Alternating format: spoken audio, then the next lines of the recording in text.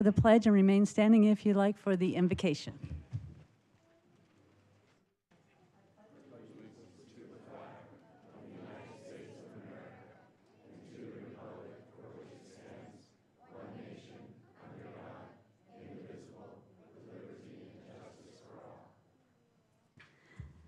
Thank you. Tonight we have Reverend Kathy Norther from Community Church of the Verdes. Hi.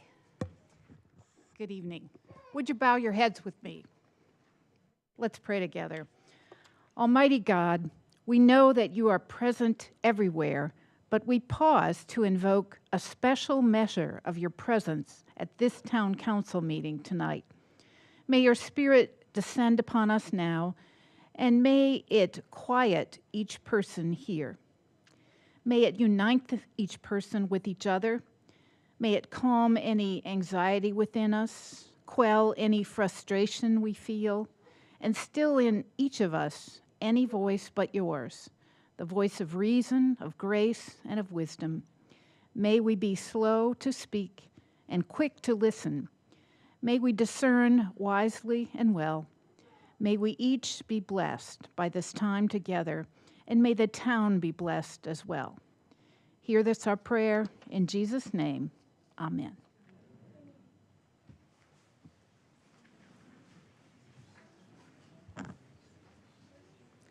Thank you. Roll call, please. Mayor Dickey. Here. Vice Mayor Calavianakis. Here. Councilmember Friedel. Present. Councilmember McMahon. Here. Councilmember Toth. Here. And Councilmember Skillicorn. Here.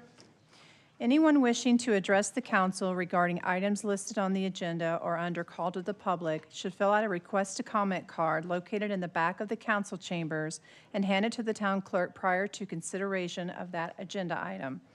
When your name is called, please approach the podium, speak into the microphone, and state your name for the public record.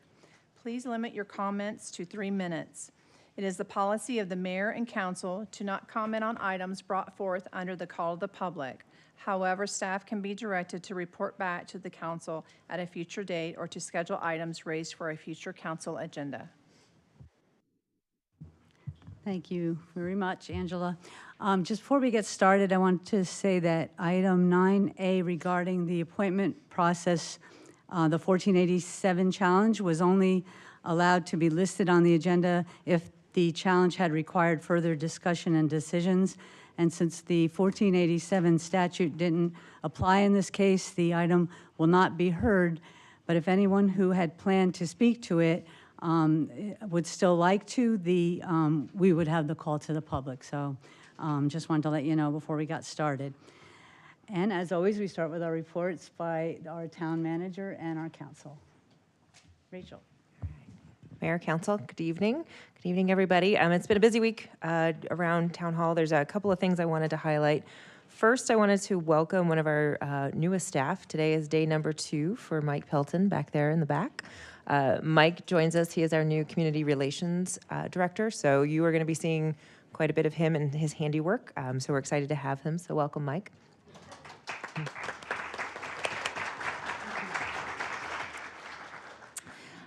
One of the biggest programs we have going on is this Saturday. It's our annual Make a Difference Day. For those of you who are joining us, thank you. We appreciate it. There are more than 400 volunteers that contribute over 1,800 service hours on Saturday alone. It's a really big day. We have 38 residential projects as well as a number of projects around town, including Desert Vista Park, Fountain Hills High School, as well as here on the Town Hall campus. We'll have opportunities at the community center to make cards for our holiday cards for our seniors, as well as write letters to our veterans. So there is plenty of opportunity to be involved. And a reminder that Make a Difference Day is a great opportunity to strengthen the ties in our community and address needs. And in short, we can all make a difference. So I look forward to seeing many of you there on Saturday. And then a reminder that next Saturday, the fun doesn't stop. It will be our Spooky Blast. We'll be celebrating Halloween over at Four Peaks Park next Saturday.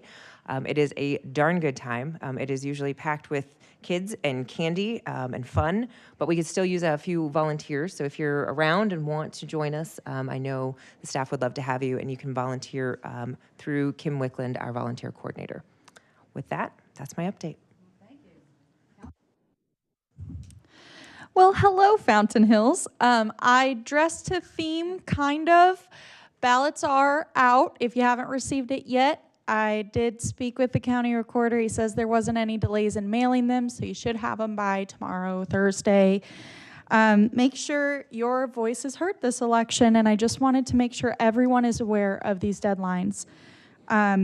If on tomorrow or Thursday you did not receive a ballot and you did want one, there's still time if you log into beballotready.vote to request a mail ballot by the October 25th deadline. Please remember to drop your ballots either in the mail or here at Town Hall by October 29th. This is extremely important to ensure it is received by 7 p.m. on Election Day.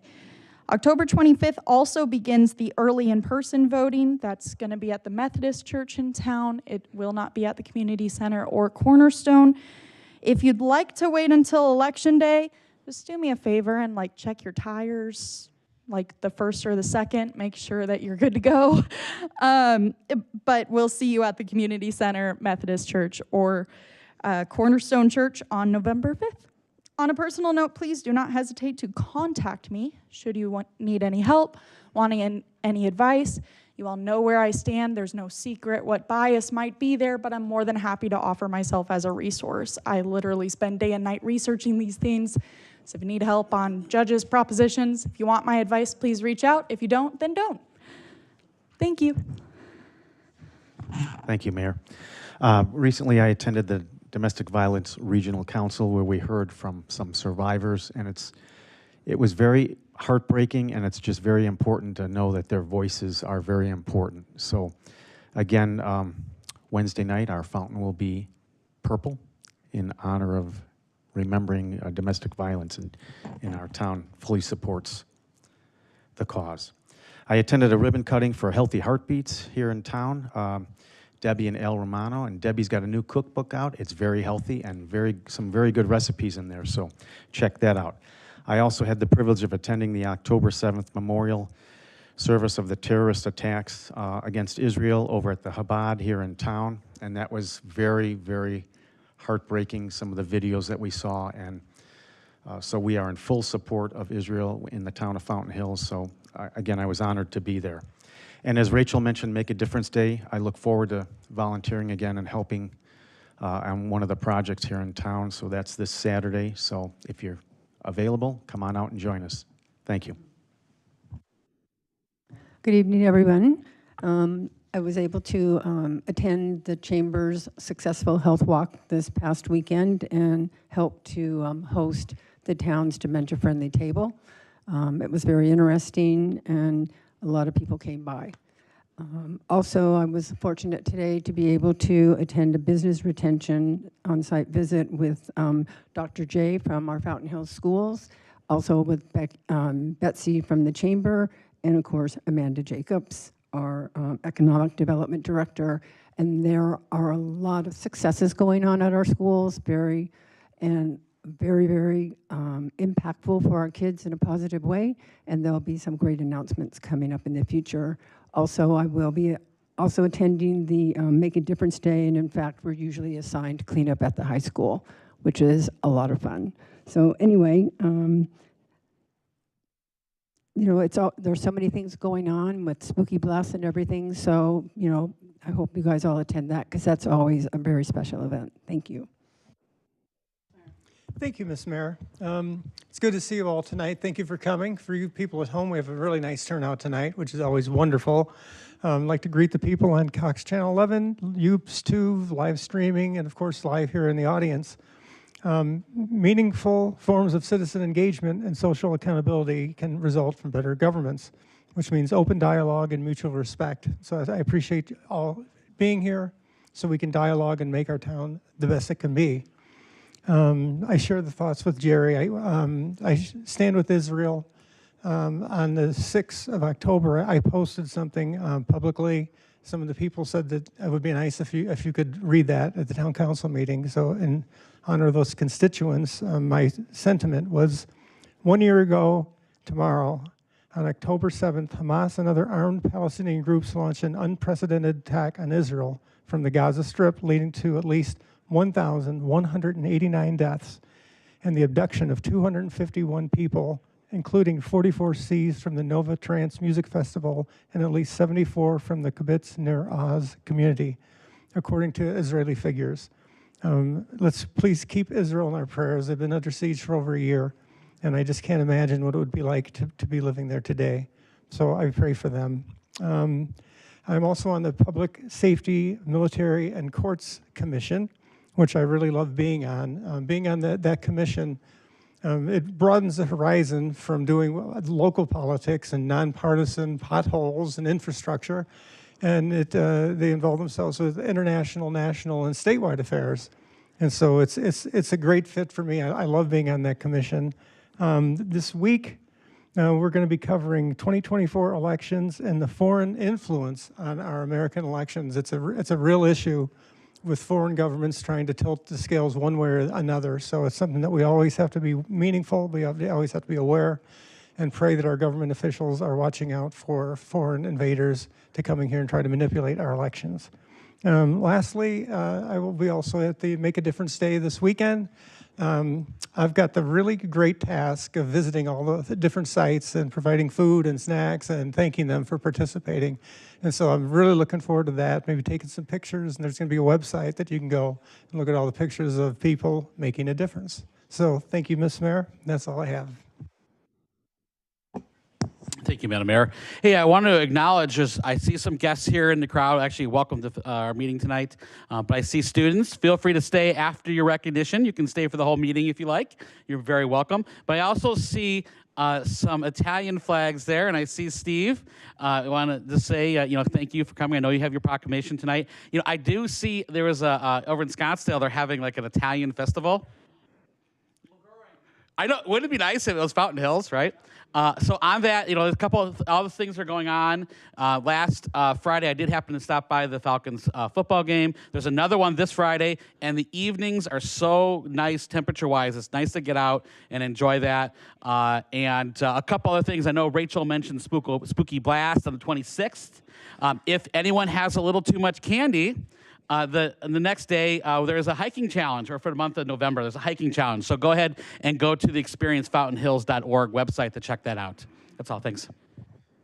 Thank you. So you can see, obviously, the weather changes is what makes us start getting a lot of action here. I got my fall shirt on, so I figured we're going to get some good weather. The 23rd Annual Arizona Cities and Towns Week is October 13th through 19th, so it started on Sunday. Cities and Towns Week is set aside each year to recognize the services cities and towns provide, as well as honor elected officials, staff, and volunteers who serve in municipal government. More information at azmag.org and at our site. And speaking of volunteers, again, I want to thank for Kimberly Wicklund and for Rachel and all of the staff, and obviously all the people that come out and do it. And I do appreciate that the Vice Mayor will be I usually get it off easy because I do a little bit at the high school, but then I get to wander around and say hi to everybody. But I'll be at my 50th high school reunion, so I won't make it this year, but she's going to be doing that for me. But we really sincerely thank everybody for doing it. I'm just going to say what I'm doing because we have a lot of stellar students and proclamations and stuff, so I'll just kind of set the table and then we'll do it. So we'll do the stellar students. I read what your teachers and say about you up here, and then Angela will give you your certificate when we're all done, and I'll come down there and we'll take a picture of all the kids for the paper. And then while I'm down there, we'll do recognition for our sister cities commissioners and to thank them for their work.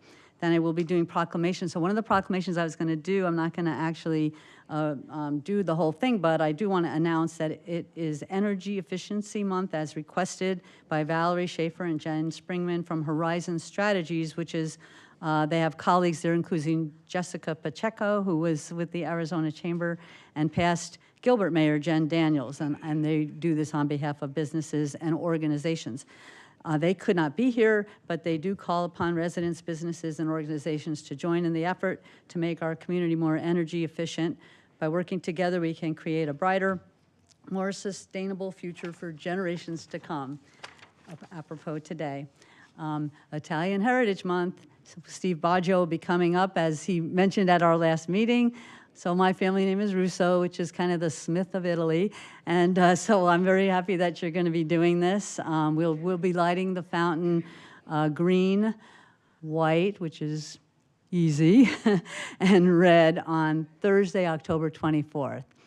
And then after we're done with that, Councilwoman Peggy McMahon, who is a member of the Fountain Hills Coalition, will be presenting the Red Ribbon Week proclamation to Jackie Needham of the East Valley Young Marines. So we're going to start with the stellar students. So I'll say your names. You come on up and then stay here, and then we'll take a picture.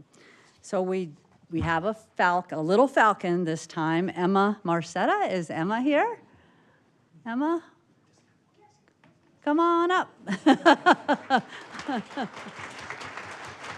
For that little yes. Emma is a pleasure to have in class and is so eager to learn new things, and she's always lending a helping hand to her classmates. Mom and Dad, everybody can stay up here with you. She's kind, responsible, safe, and respectful, and really exemplifies the Falcon way. Emma Marcetta, yeah. We move on to McDowell Mountain School, and we will start with Brody Braswell. Is Brody here? Come on up, Brody.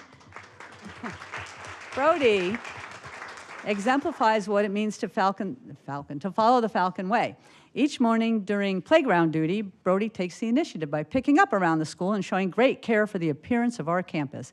In the classroom, Brody demonstrates an eagerness to learn and a strong work ethic. He's attentive and enthusiastic about mastering concepts and puts forth his best effort to create outstanding work. Brody's kindness shines through his interactions with peers and teachers, making him a role model in and out of class. That's Brody. Our next student from McDowell Mountain is Isabella Garcia. Is Isabella here? Oh, well, I will read about her. Isabella is always courteous and considerate in the classroom and with her peers, setting a positive example for others. Her dedication to her studies is commendable, and she consistently puts forth her best effort and approaches each task with a strong work ethic. Beyond academics, she's kind-hearted individual, fosters a supportive environment, and is ready to lend a helping hand. According to her art teacher, whenever Isabella is in art, she's eager to begin her projects, takes her time to ensure quality, and maintains a positive attitude. We are proud to celebrate her accomplishments and contributions to our school community. Isabella, we'll clap for you. From the middle school, Sky Madero. Is Sky here? Come on up. I am pleased to recommend Sky Madero as a stellar student. I have the pleasure of teaching her this year and have consistently been impressed with her academic abilities, her positive attitude, and dedication. Sky is a bright and motivated young individual who demonstrates a natural curiosity and a passion for learning. She's kind, respectful, and always willing to help her peers. Sky always shows the Falcon way. I see your theme here. That's Sky.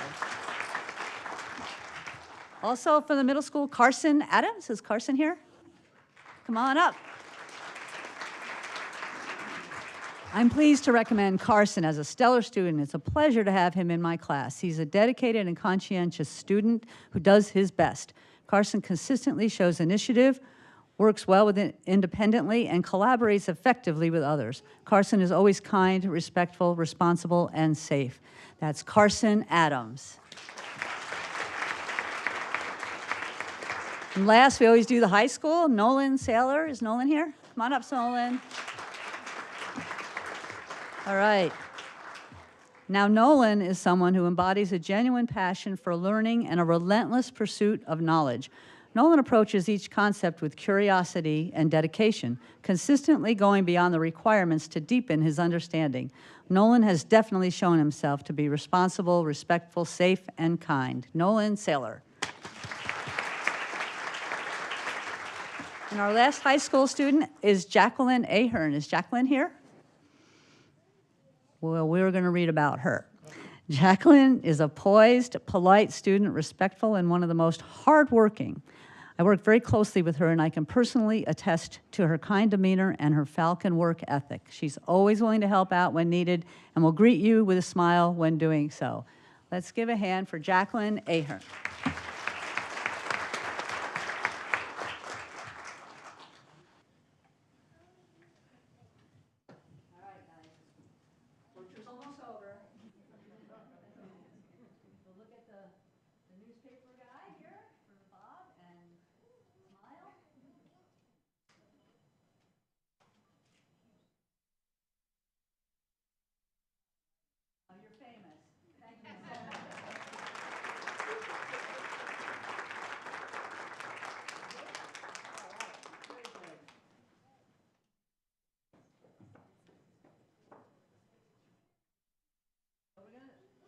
We're going to start with honoring our members of the Sister Cities Advisory Commission.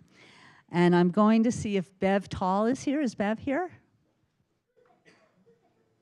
Wasn't sure if she was going to make it. Well, her colleague said this about Bev. We would like to recognize Bev Tall, who was appointed to the Sister Cities Commission on June 2016. Bev served as chair and contributed her time and considerable talents to the Sister Cities Advisory Commission, and she's sincerely appreciated by council, her fellow commissioners, and all of the town residents. So let's give a hand for Bev. It's not here.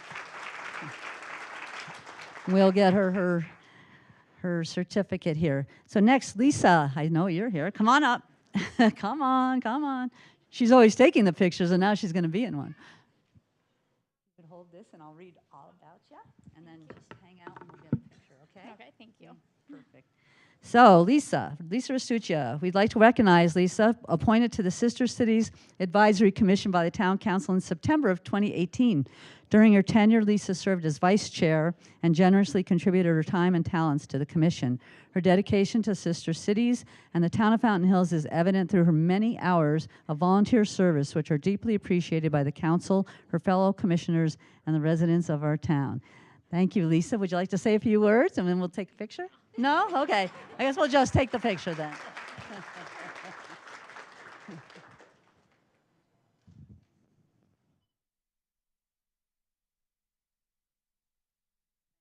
Thank you. You're off the hook. And is Zarin here? Zarin Caldwell? Come on up, Zarin.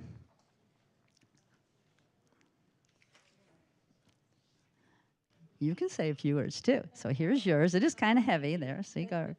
So Zarin, we would like to take this opportunity to recognize Zarin Caldwell, who was appointed to Sister Cities by the Town Council in November of 2021. During her time on the commission, Zarin was actively involved in projects and all their initiatives. The council and her fellow commissioners appreciate Zarin's knowledge, dedication, and contributions to the commission and to the town of Fountain Hills. Thank you so much. Want to say something? Here. One more. That's okay. No, we had a really nice Sister Cities heritage celebration on Saturday. We had music and food from Poland, Germany, and El Salvador. So you were there. So wonderful. Yeah. Yes, and I wanted to say that up there. I forgot, but it was, like she said, music, food, dancing, or better known as a Saturday night in Fountain Hills. So it was awesome. Let's see.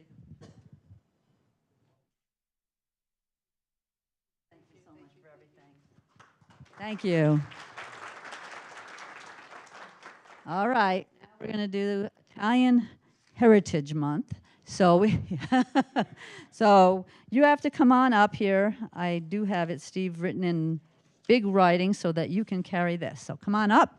Nice hat. You look awesome. Thank you very much. Hold that. And I'll read that.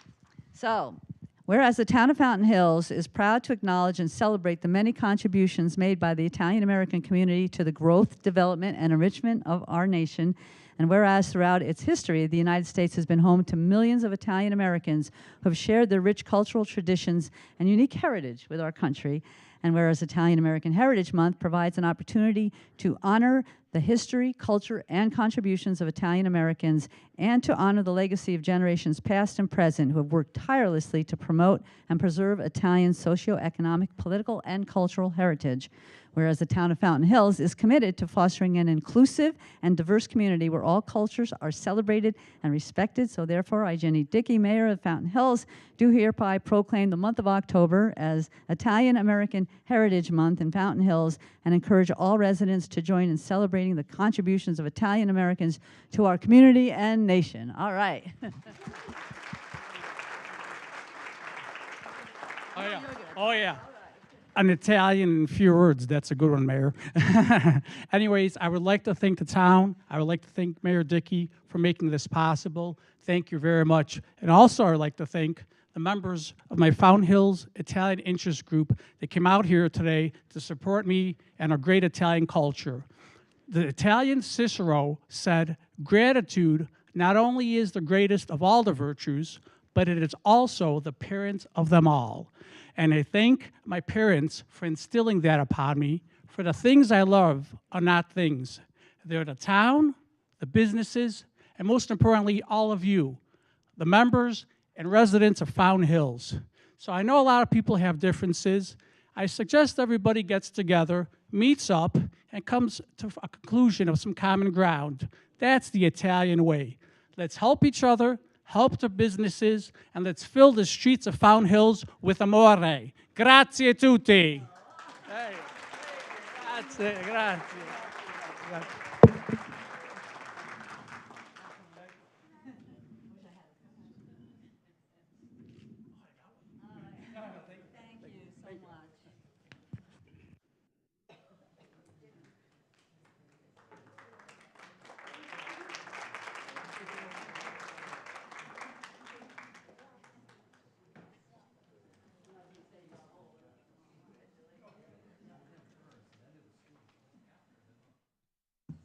So now we're going to present the Red Ribbon Week, on behalf of the coalition. Peggy?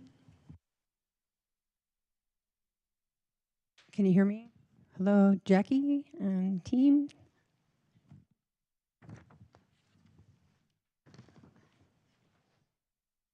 And then I'll read it for you guys, okay? Thank you very much.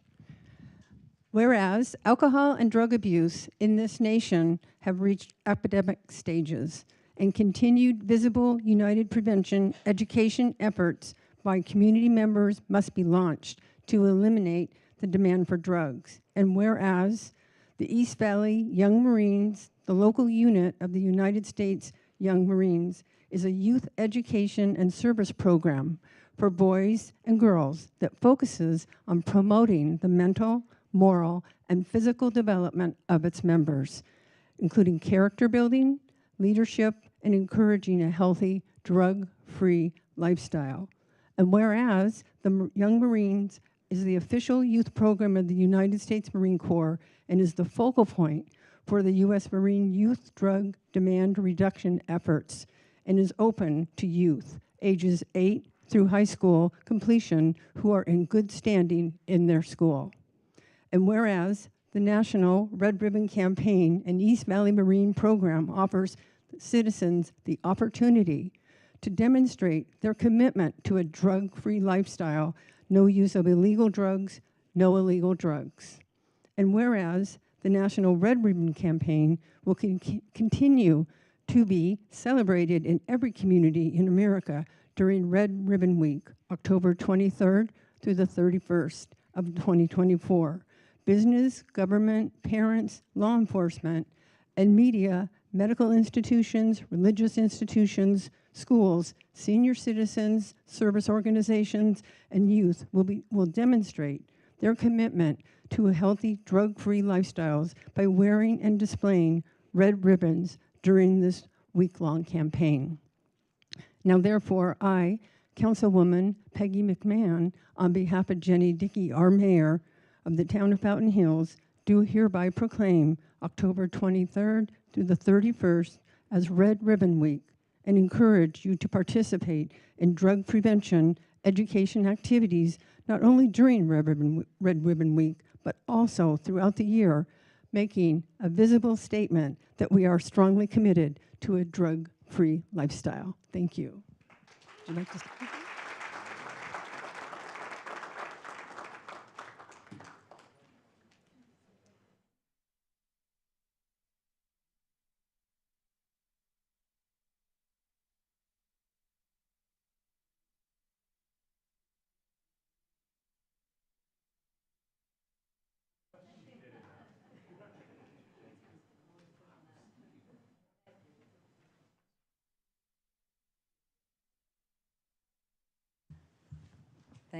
Thank you, Peggy. Thank you, everyone, for coming. Ciao.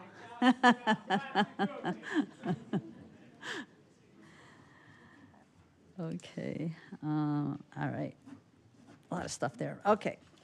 So we do begin with our our presentations, and we are having a presentation on our capital improvement projects. program, are we? Yes? Yes, Mayor, we're having, this is our quarterly update, so it's our first quarter. So kind of check in, share with council and the public the status of all of our capital improvement projects. If you recall, this was kind of the discussion we had about wanting to make sure that our council was up to speed with where we were, what projects, what was happening, so that you felt like you understood where we were making progress, what delays may be out there, and what the expectation was and what our community's seeing. So I think Kevin's going to start us off, and then Justin's going to follow up. Sorry, Kevin, I didn't realize you were doing it. Thank you. No problem. I think there's a combo today, so we're all going to be coming up to visit. So we'll start off with our capital improvement projects for the Community Services Department. A lot of starter slides. So our first one is the Golden Eagle Park Playground. Here you'll see our latest rendition. I'm excited about this one. We're working with doing some light integrations as well. With this being over closer to the high school, we kind of decided we wanted to increase some areas for the kids to hang out, visit, as well as have some really good place accommodations as well. So this, you'll see something similar to this. This is not our final rendition, but it's getting closer to being that. We're hoping next week to get this finalized. This is our Panorama Park design. It is about ready to start. I think it's going to start next Monday. And I think this is really going to add a cool setting for people to just walk through. There's a few benches in it in the middle to make sure that we maintain visibility from the street. You can see there's a trail that comes in and goes right back out there in the middle. That way, if you're driving by, you can also see in, but yet it also allows it to be a little bit private when you're back in there and you're in a nice shaded area. So I think it's going to be a nice added section to that corner. A little bit better than the dirt that's there now. So this is our multi-year project for the linear park. This is a design that I started working on. Our shade company asked why we can't do any simple projects.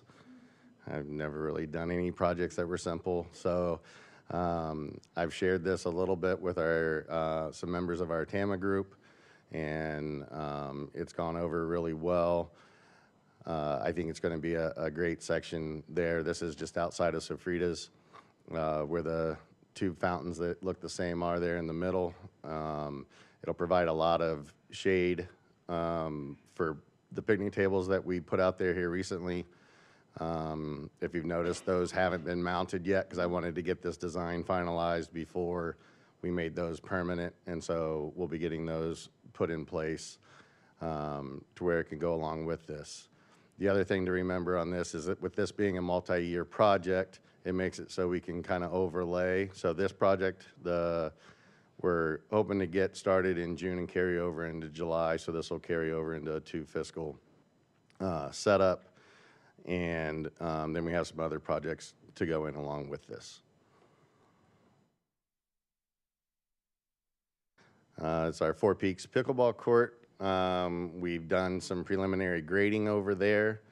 We're getting ready to start probably in the next week or two. They'll come in and start putting in the actual structure. The grade work is complete. So we're ready to get this project underway as well. We're looking at hopefully getting this open 1st of January. And the rec department will be extremely upset if we don't, because they're planning on having their first leagues there in January. So there's a race against the clock on this one. This is the Pleasantville Park, and we are still in the design phase of that. We're working with J2 on this one, coming up with some final plans on this, hopefully in the next couple of months. We're looking forward to starting this project later in the year as well. This will be towards the end of the year as well, getting the design finished and underway. So with that, that's the end of our community services project. If there's any questions, I'd be happy to answer them at this time. Thank you, Mr. Mayor. Yeah, just one question on the linear park shade canopy. As everybody knows, there's people walking their dogs there 24 hours a day. How will the shade canopy affect the natural grass that's growing there? So this is actually over the paver section. Okay. So what we did was you'll notice that it extends beyond even the paver section, and the idea was it will also provide shade to our pumps and filters that run those fountains to extend the life of those, because right now they're out in the sun about all day long. There's about zero time that it's in the shade. So we thought we'd take advantage of doing this shade structure, extend it out a little bit, and that'll also make it so when the sun's off to the edges a little bit further, we'll also gain more shade inside. And as you can see from the height of the guy that's in the middle of it, it's not going to be a low down on you shade. It will be a high structure. Having it be open in the middle, I wanted some sunlight to kind of shine through to give it a more artistic look. We did some overlaying, kind of an idea over at the Centennial Circle. And if you walk in there, it definitely has some cool designs just from the shade on the ground, as well as the overlaying shade provides extra protection. And the more layers of shade there are, believe it or not, it makes a big difference in how much cooler it is underneath. Okay, thank you. Is that $600,000 total? The shade? No, that's for, it's $200,000 each year for the entire project. So Mayor, if I can jump, I would say, I was just going to add, and Kevin can chime in if he'd like to as well, that the shade was a hot topic, I guess, from feedback from our merchants along the avenue. That was something we heard loud and clear, that they felt like there needed to be more shade opportunities and more seating along the avenue. So trying to preserve the green space while providing shade, this is sort of where those two ideas intersect. And then this is also, and correct me if I'm wrong, this is where we also do our concerts on the avenue, one of the... Yes, yeah, this is where the band plays. Okay, so during the season, and perhaps it gains us a little more usability when it gets a little warmer at the end of April. Yeah, we're looking to extend our seasons on both ends and hopefully be able to program more things within that space as well. Great. And to the point of the gentleman, that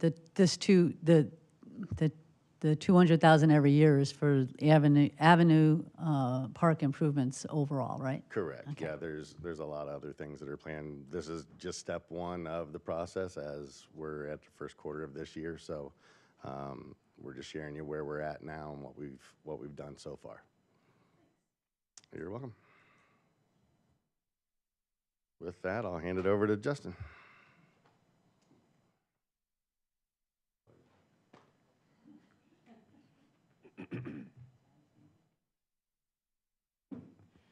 Madam Mayor, council members. For those of you that are not up to date with the progress on the gap elimination project, the northern portion north of La Montana on Saguaro is about 95% complete. There's a considerable amount of cleanup that still needs to be done, and you may or may not have noted most recently that there's been some restriping in that area, temporarily narrowing the travel lanes and the two-way left turn lane. The project is primarily on schedule, still managed by ADOT.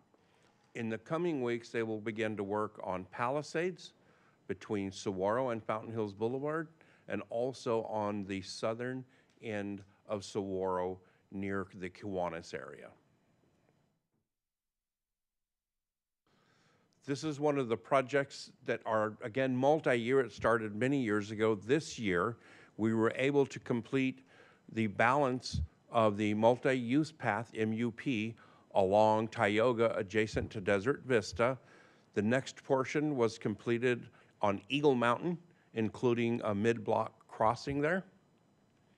We have a little bit of funding remaining in this year, but not quite enough funding to make a big impact. So we're working with the town manager and the engineering team to see if there's a smaller project that falls within our active transportation plan that we may be able to tackle. If not, this is the fund balance with that we will have at the end of the year for this project. This is our town-wide guardrail replacement and repair. We are working with our vendor in Maricopa County on a location on McDowell Mountain Road, finalizing the details as we speak. This is a new project for this year. This is the pedestrian marked crosswalks. For those of you that may not have had an opportunity to see these yet, there is one on Palisades at Verde River Drive, Saguaro at Parkview, Saguaro at Paul Norden, and Saguaro at Gunsight. It's important to note that all the infrastructure in regards to curb opening ramps and the refuse area, which is in the center of the median, have mostly been completed. However, the pavement markings and the signage will not go up until we complete our preservation seal on Saguaro later, early next year, but later this fiscal year. This is another multi-year that's been in process. This is a storm drain rehabilitation. We are working on a couple of locations and trying to determine the best place to spend this funding that will benefit the community for the longest duration. This is the community center. This is a multi-year project. Some of the items that we have done this year include the work adjacent to the O'Flynn room, which is now storage and public seating. And also the photo you see here is the southern end between the community center and the event circle. You'll note that we removed all of that concrete, sloped it away from the building, and put in an area drain and made some other minor changes around there with the intent of continuing the dewatering process to move water further away from the building. This also included redoing the landscaping along the southern edge and also taking necessary actions along the west side of the building to lower that grade there and place granite so we have additional storage for runoff. This is one of the Shea Boulevard projects. This one is on the south side. That's eastbound between Palisades and Fountain Hills Boulevard. We are working through some geotechnical issues right now, so this project is temporarily delayed until we can reach a resolution and the ability to move forward. Is this an ADOT one also? Madam Mayor, this one is not administered by ADOT. The design selection process is, but this will be, when the time comes, be managed by the town. And what's geotechnical issue? The geotechnical issues on the south side relate to the multiple years that we received fill material from developers and single-family home builders and allowed them to place that material there and basically let it self-compact over the years with all of the traffic, the water, and the rain. There's a couple of minor issues with one section near the area where the old evaporation lakes used to be that we need to deal with. This is the next phase of that. I'm sorry, Justin, if you could go back one slide again. Just to be certain, with that delay to fiscal year 26, does that affect the state share of the cost of that project at all?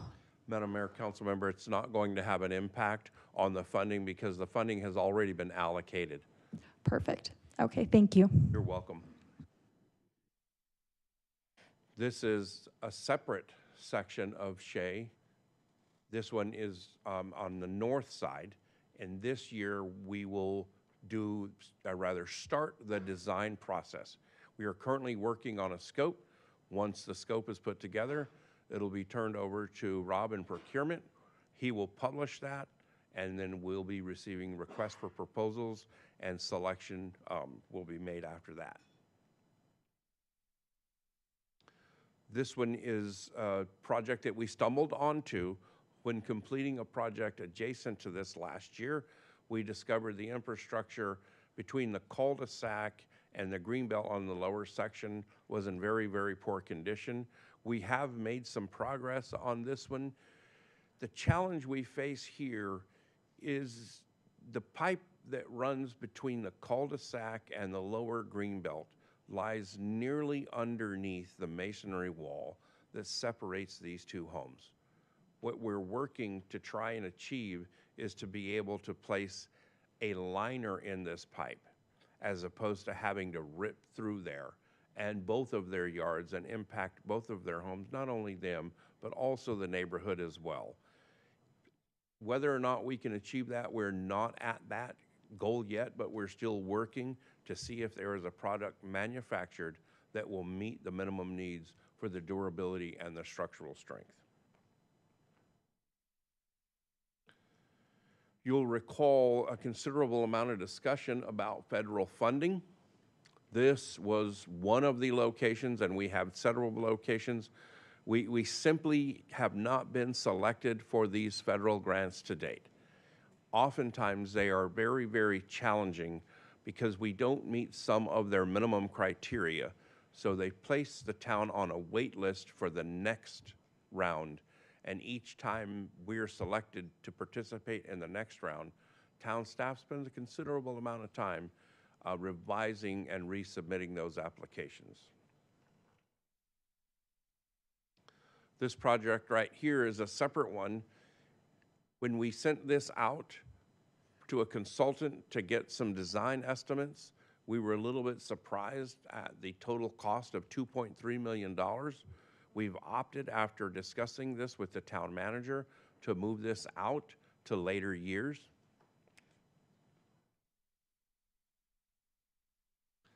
This project right here has been on the books for 7 years, and we're going to be having some more discussions about that tonight as a separate agenda item, which is the wayfinding. This project here has also been underway for multiple years. We are also going to have some detailed discussion about that as a separate agenda item tonight. As you can see, we've done this year what we do every year. We've taken the funding that is allotted and worked towards achieving the goals of the council to finish the capital projects. You can see where we are at currently financially and the fund balance that is still remaining in those projects. Please note, under the direction of the town manager, we will be back at a later date for additional discussion on these projects and also to share with you as we get closer to the end what the fund balance and/or savings will be for that. With that, this is a lot of slides and a lot of information. I'll certainly do my best to answer any questions you may have. Thank you, Justin. Vice Mayor? Thank you, Ms. Mayor. Yeah, Justin, the $500,000 on the community center phase 3, is that strictly just to regrade so the water runs away from the community center? Madam Mayor, Madam Vice Mayor, no. The $500,000 is also for the interior to address some of the issues that remain in there, including additional work associated with the structure in regards to dewatering. There's also going to be some discussion in regards to the roofing. Right now, we are working with Alana Buick and Bears and Gensler, an architectural and engineering firm. They are reviewing everything that we've done since their initial assessment. And then they're going to come forward and provide direction on the next steps. But the $500,000 covers several things on the interior and exterior. Right now, we do not have anything singled out except for a little bit of funding that we have encumbered, again, for the architectural and engineering firm. Okay, because I know that there was a process that were eliminating the leaks through the windows in the community center. Has that been completed? Madam Mayor, Madam Vice Mayor, the wet sealing was done year before last. And I think it's important to note at this time, while the wet sealing and other remediation action that has been taken has proven to be very successful, some of these are short-term, and I'll be a little bit more specific about that. The window fronts are, or the storefronts, excuse me, are still in poor condition, and at some point in time will need to be replaced. But again, the wet sealing has been working as it's intended to, keeping the water out. We still have some minor issues related to the doors and the sweeps, and it's primarily affected during blowing rain, but we're certainly making headway on it. Yeah, do we still need to put sandbags by the doors for large storms? Madam Vice Mayor, occasionally on the south side, the community center, including facility staff, if we do believe it's going to be a pretty hard rain, we'll put sandbags up there. We've not had sufficient rain to test the improvements that you see on this slide. So as a precautionary measure, we'll most likely put sandbags there. The intent is that we won't have to moving forward. And then hopefully with this phase 3 improvement, you'll fix the drainage. The intent is to correct all of it over time, yes. Right. Thank you very much. It's unfortunate because when this building was built so many years ago, they didn't understand that how drainage works, even though it doesn't rain very much in Arizona, and that we have to spend all this money to have the water run away from the building. It's really unfortunate. But thank you. You're welcome. Well, I'm not seeing any more questions. We probably will have questions as we go through these next items, but thank you. Thanks very much. You're welcome. Thank you for the opportunity. We don't take questions for presentations, but maybe it'll end up being something we talk about. Thank you. Thanks so much. So our next item is our call to the public. Do we have speaker cards? Yes, Mayor, we do. First up will be Shelby Blecker, followed by Crystal Kavanaugh.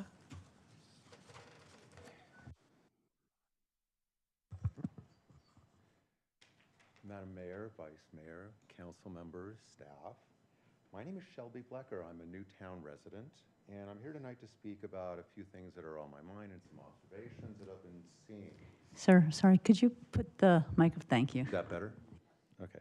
First, I'd like to say that moving here in February from the war zone called Melrose Avenue in Los Angeles, my wife and I really love this town and the community. We're getting involved in many opportunities we have found to help keep this town from ever becoming what we left behind in LA. Second, I'd like to thank many of you for being able to pay attention and look me in the eye while I'm speaking. After attending a few town meetings in person, it became apparent that one council member doesn't feel that this is important. It almost appears to be a deliberate attempt at being obtuse, and it's shameful. Lowering your head, diverting your eyes, and shaking your head back and forth while members of the public are speaking to you isn't a look I appreciate seeing during call to the public by my elected officials. So, Councilmember McMahon, thank you for paying attention to me tonight. I haven't seen this type of engagement with you in the past. Next, since we're on the subject of elections and candidates, this town is a nice town with nice people that live here. Recently, I had friends come from California. They were in town to see their son who's attending ASU, and they were in Scottsdale at the Penske Museum, and then they came to see me. On their drive into Fountain Hills, they saw all the wonderful election signs. Wow. The questions I got when they arrived at my house. What's Rot? Who's Dickie? I thought you told us this town was filled with wonderful people. If that's what both sides of the aisle wish to display to visitors, well, you all did a great job of doing that. Personally, if I'm going to throw mud, I'll put some facts in there somewhere and not just name call like I'm in 4th grade. Maybe you can all talk to your campaigns and see if this is really the image you want visitors coming to Fountain Hills to see. Lastly, I'd like to share that I've had some offline chats with Clayton Corey, someone I've been worried about before, but now I'm gravely concerned about. I questioned him publicly on his platform numerous times on Facebook without ever receiving an answer. Sir, I'm not sure that what call the public is for things that are under our purview. So I don't think we want you to be talking about another citizen who's not on the council. I understand. He's not here to So let me defend just say, himself. I look at this job as, Excuse me? Didn't we just have several talk about No.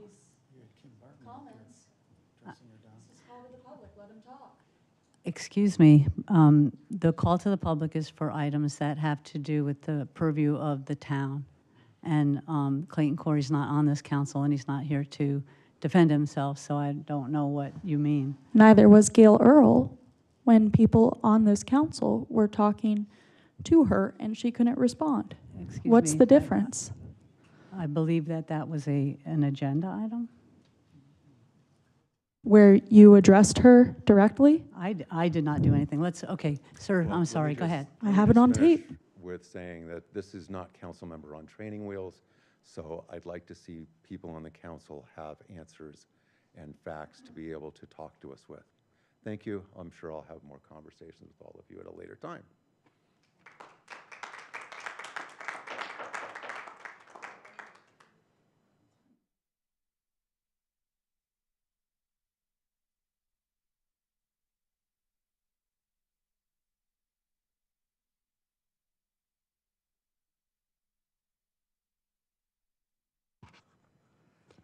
As you know, many of us are in disagreement that half of you, 3 of you, refused to seat Gail Earl after she won the election.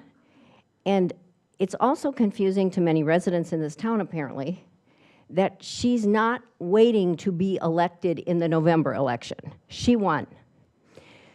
And I was a little concerned even at the last meeting because, Mayor, even you seemed to almost dismiss her win.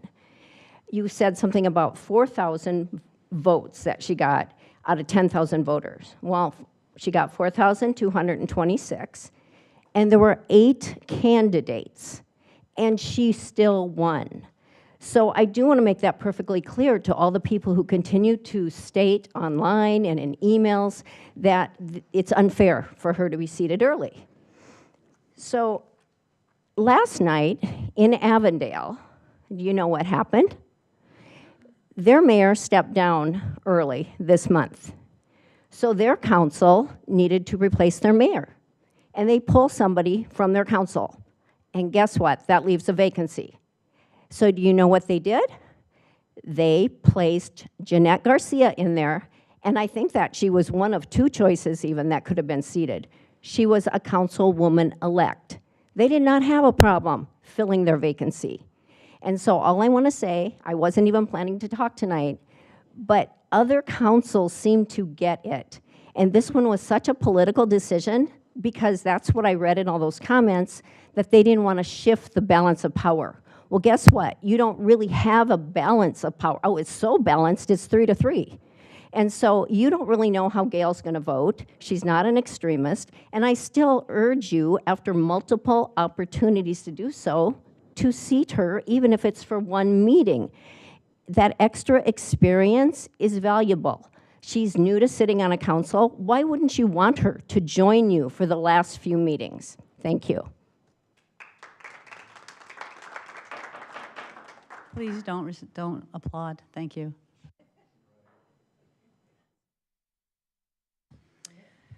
We have 2 more. First up will be Amy Pajic, and then second will be Betsy Lavoie.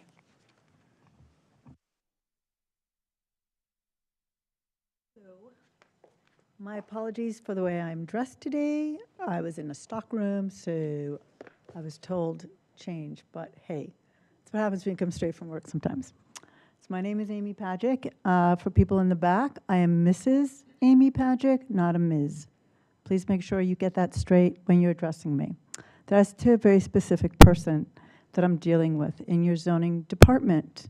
And Aaron, I come to you before lawyers and before all this. I need to understand clarity on what it means to have special use in a zoning area, and is that related to special use, related to specific use in a building, and or is that just in a zone? Let me continue. So the last time I met everybody, as you know, I'm into the dogs. I'm into a lot of puppies. And I would like to open up a business here in town. and it's on the upper side of town, in the newer portion of town, and I have been special selected to follow rules that do not apply to the type of business I'm in. I have even, by the town, been ignored in information that I've asked for on public information. And every single time I ask, I am told John will not allow it through. John in zoning will not give you the information. My business license was withheld for 10 days plus without so much a reason why. And finally, I had to come back down in the emailed century to find out why. And John gives you the face. Donna is always telling me, well, you asked too many questions. Excuse me? I'm a daycare, not a kennel. And let me explain that in a very large, broad spectrum of things. In the day, when you would have a dog and you bring your dog to either a friend's house or to a kennel is a kennel boarding. What you do is you bring your dog, and your dog goes inside a kennel actually, and stays there until you come back. They take him out for a walk or two. That's a kennel. It's overnight boarding. What is new is no longer overnight boarding. It is called on trend. It is a daycare. What is daycare? We in the business use daycare as you would for childcare. It's an operation, daily operation, Monday in the morning, business day ends, you take your dog home. And if you don't, unfortunately, we, the owners, have to make arrangements within the hour to have someone pick up the dog. You're not allowed to keep it overnight. Insurance will not allow you, and you do not have a safe place for the dog. Okay, I understand. I get that. You can give me one more minute. So here's the thing. I would like very much the information to be given to me. That's what I want, we'll Jenny. follow up. We will. Okay. But everybody has to have the 3 minutes. Okay. Sorry about that. Thank you. Thank you.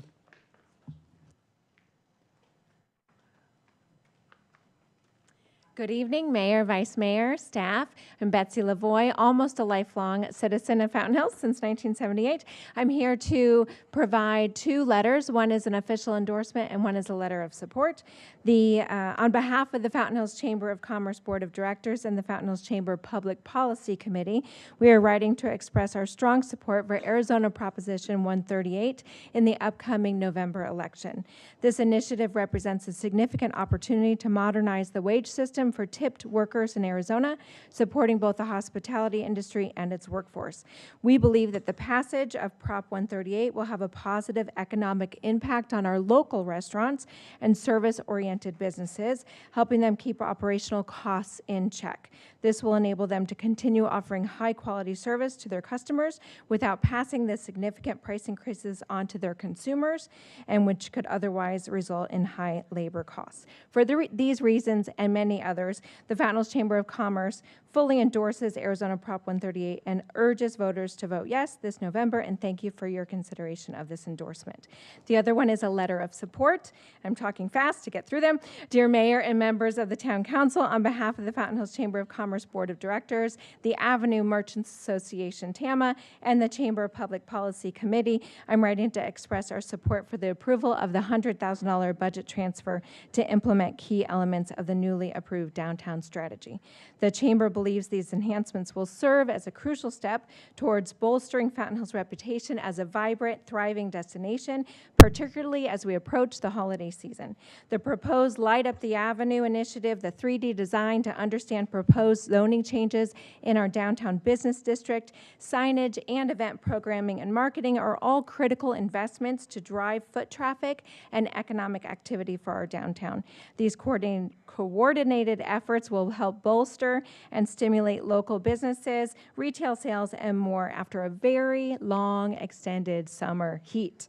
The Chamber fully supports the requested budget transfer, recognizing that's an essential component for the successful execution of your already approved shared vision for a revitalized downtown.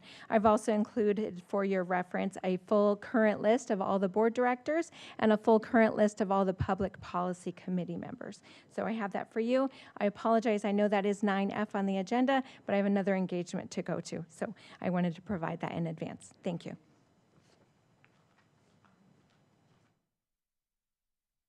That is it. Angela, very much. Next is our consent agenda. Can I get a motion, please? So moved. Second. Thank you. Roll call. Councilmember Toth? Aye. Councilmember Friedel? Aye. Councilmember Skillicorn? Yes. Councilmember McMahon? Aye. Vice Mayor Calavianakis? Aye. Mayor Dickey? Aye. Thank you. Sure. Okay, I'm looking at the regular agenda and I'm not seeing a B. What am I looking at here?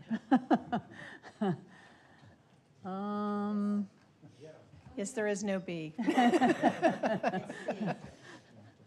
Thank you. All right, well, 9C, consideration of a professional services agreement for the wayfinding signage. Who's going to do that?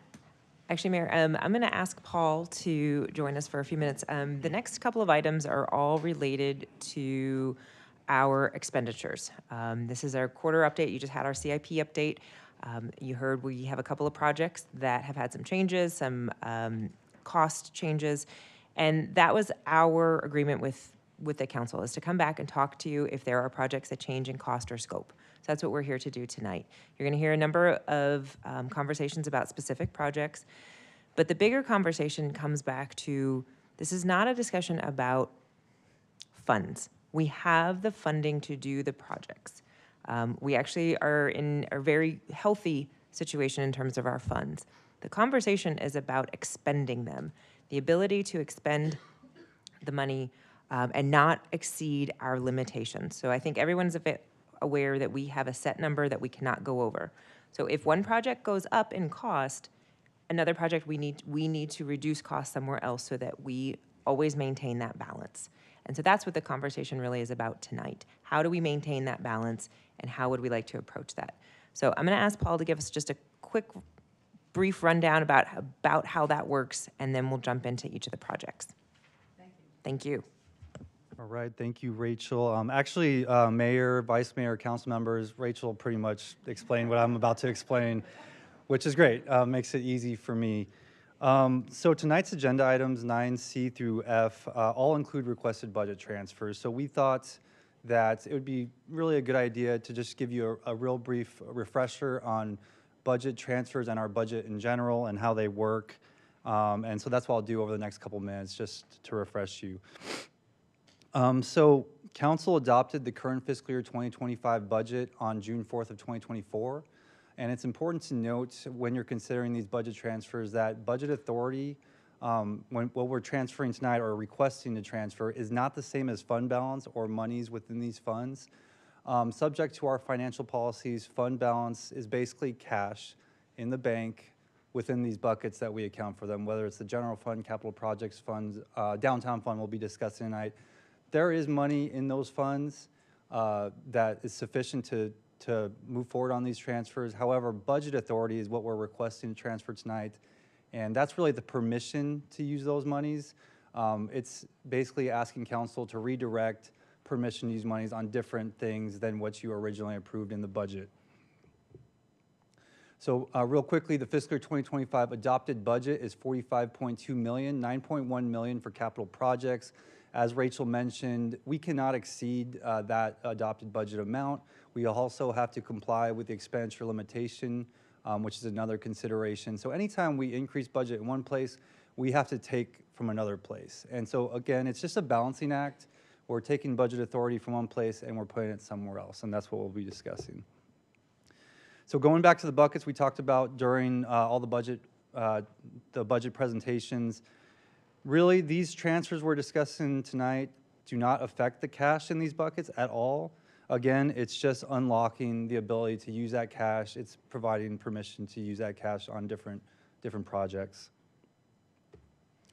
And this is just a really easy illustration. If we're taking $50,000 and increasing one project we're discussing tonight, like we've talked about, we're taking that money, we're taking that $50,000 away from another project. It could be from other places other than projects, but this is a simple illustration. And so that $50,000 will come from another project. And so we'll get into those ins and outs during each of the agenda items. So with that, we'll move on. With that, Justin, you're kicking us off tonight.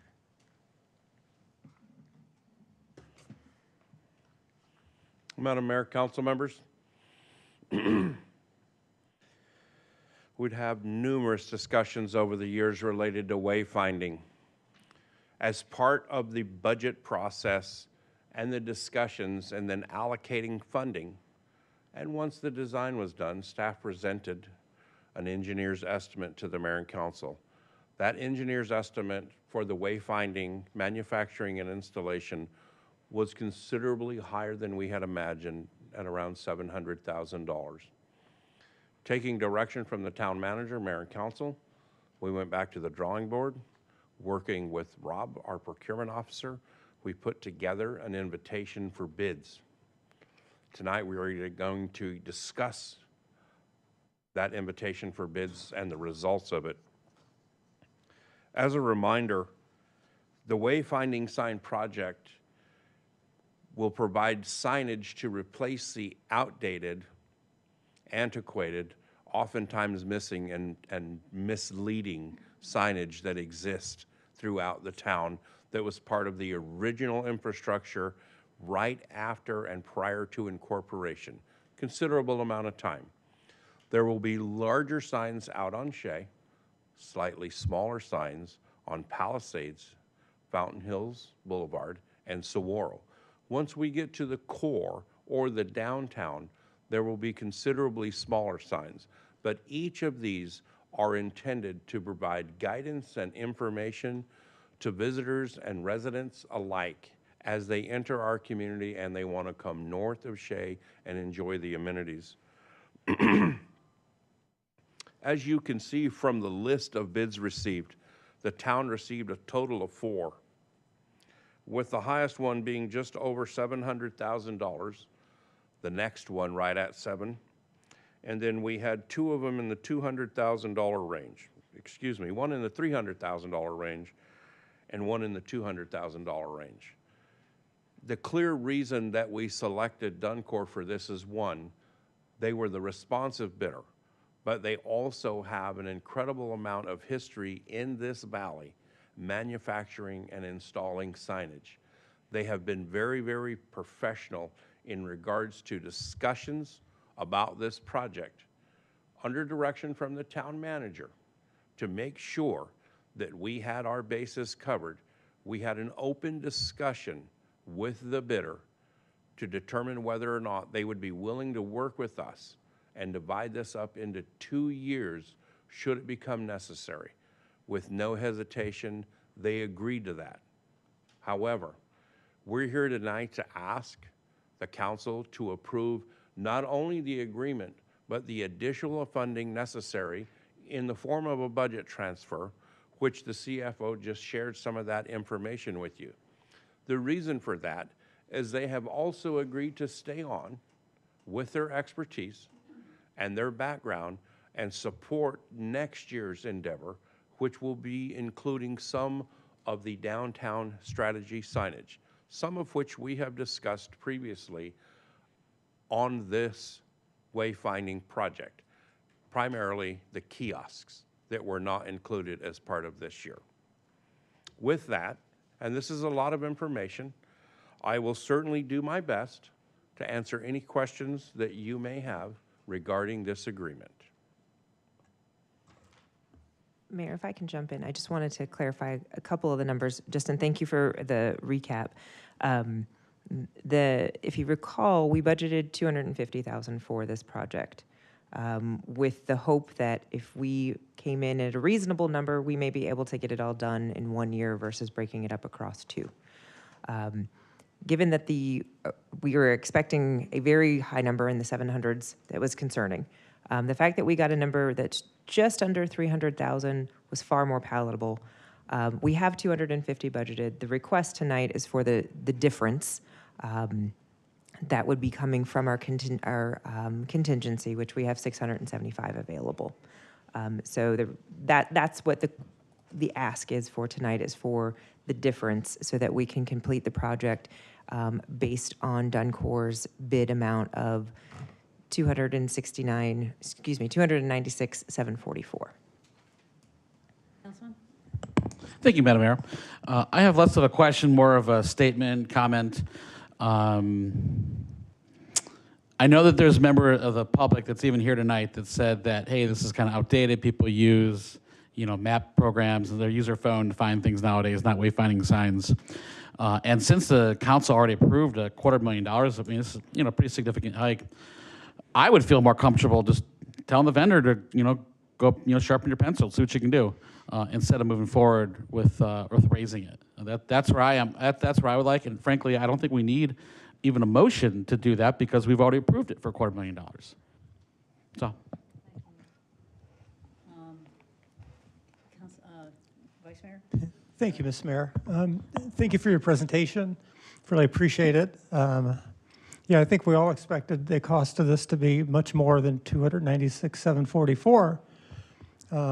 I would be for this. I would be for the budget transfer, as Paul explained. My reasoning would be the Chamber of Commerce supports it. I believe TAMA supports it. Our business owners support it. Our out-of-town visitors would support it so they can find our businesses and even where our lake is. I literally had a guy last week said, I came to your town, I never found the lake.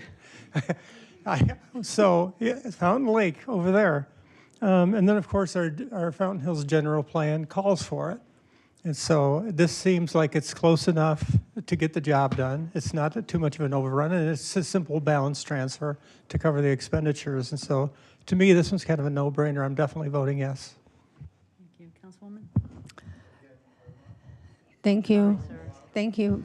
I'm sorry, sir. You can't ask questions from that way. If you wanted to fill out a card to speak to this item, you could do that. Councilwoman? Thank you very much, Paul, for your explanation about the transfer and clarification how this is going to work. And thank you for your explanation, Justin.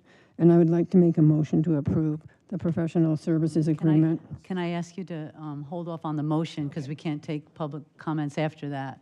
Okay, I'll hold off. Thank you. Yes. Why don't we just, yeah, sure, Kenna. Just for the sake of the public, that 46,000 that would be added, that's right? Okay.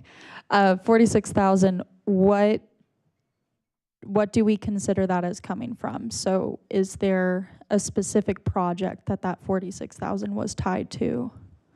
Madam Mayor, Councilmember, that 46,000 will be coming from the Capital Projects Contingency Fund.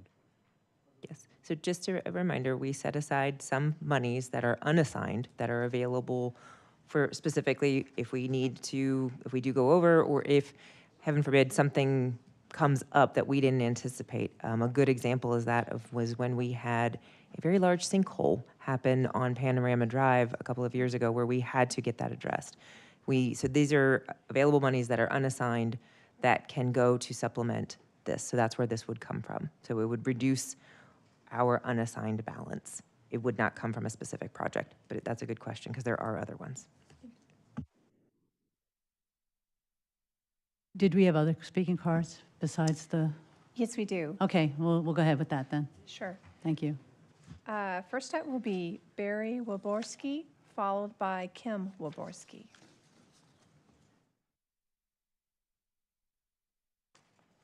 Barry Waborski, resident.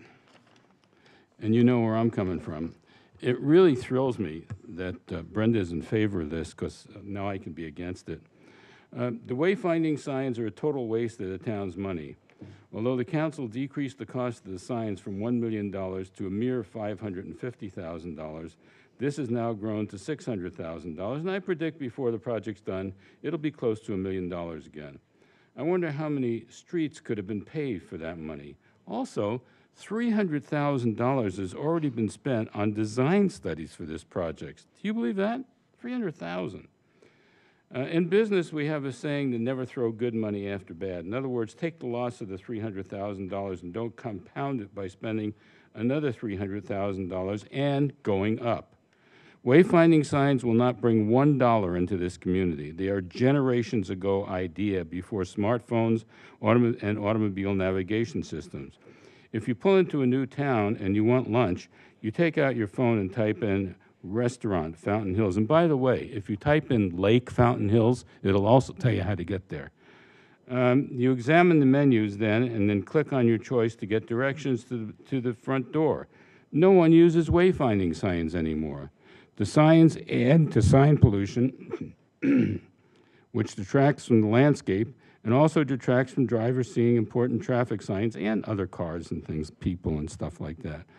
But it gets even better than this. Not only do the signs need to be maintained and replaced as they wear, and I never hear this council ever talk about maintenance costs for the good ideas you have, and there are maintenance costs, okay?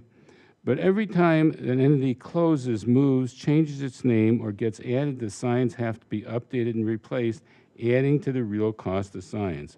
I have another problem. I looked at the bids. The low bid is 30% lower than the next lowest, 50% lower than the other, actually over 50% lower than the other two. For me, this is a strong warning that there will either be cost overruns or inferior product. This needs to be looked into by the council before you're making the decision. I think the council really needs to go in and look at these bids and see what the others were offering that we're not getting. I don't think it's just a matter of sharpening a pencil.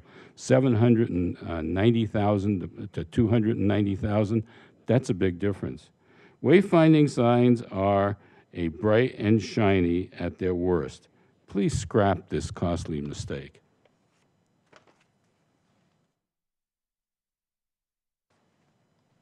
Hi, I'm Kim Wolborski, and I don't always agree with my husband, but I agree with him on this one. I think that wayfaring signs will be a blot on our landscape, a distraction to drivers, and yet another long-term maintenance expense. He stole this part from me, I think. So I think that there's a great way to get extra money for the other projects, which would be to drop this one, and that would give us an extra $250,000 to put towards other projects that we need more. I've talked about maintenance expense before at this dais. Whenever the town adds a new piece of infrastructure, we get some information on the cost of installation, but I don't ever remember seeing data on product life or the cost of maintenance. These signs have the possibility of an additional replacement revision cost, since they have to be changed or replaced if any of the places they point to move or close down, or if we add new ones. All of this is added to the original cost, which is high and getting higher. And taking an extremely low bid often leads to poor quality or cost overruns.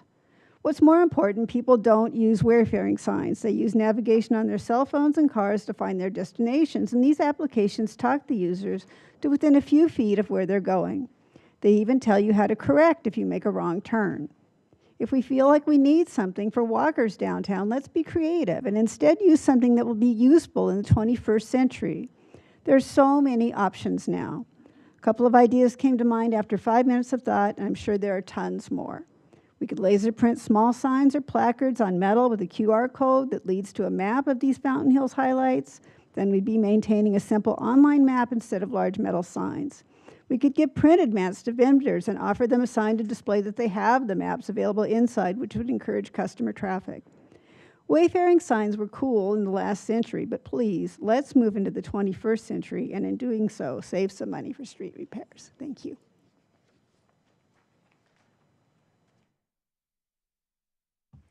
Next up is Nick Pajic.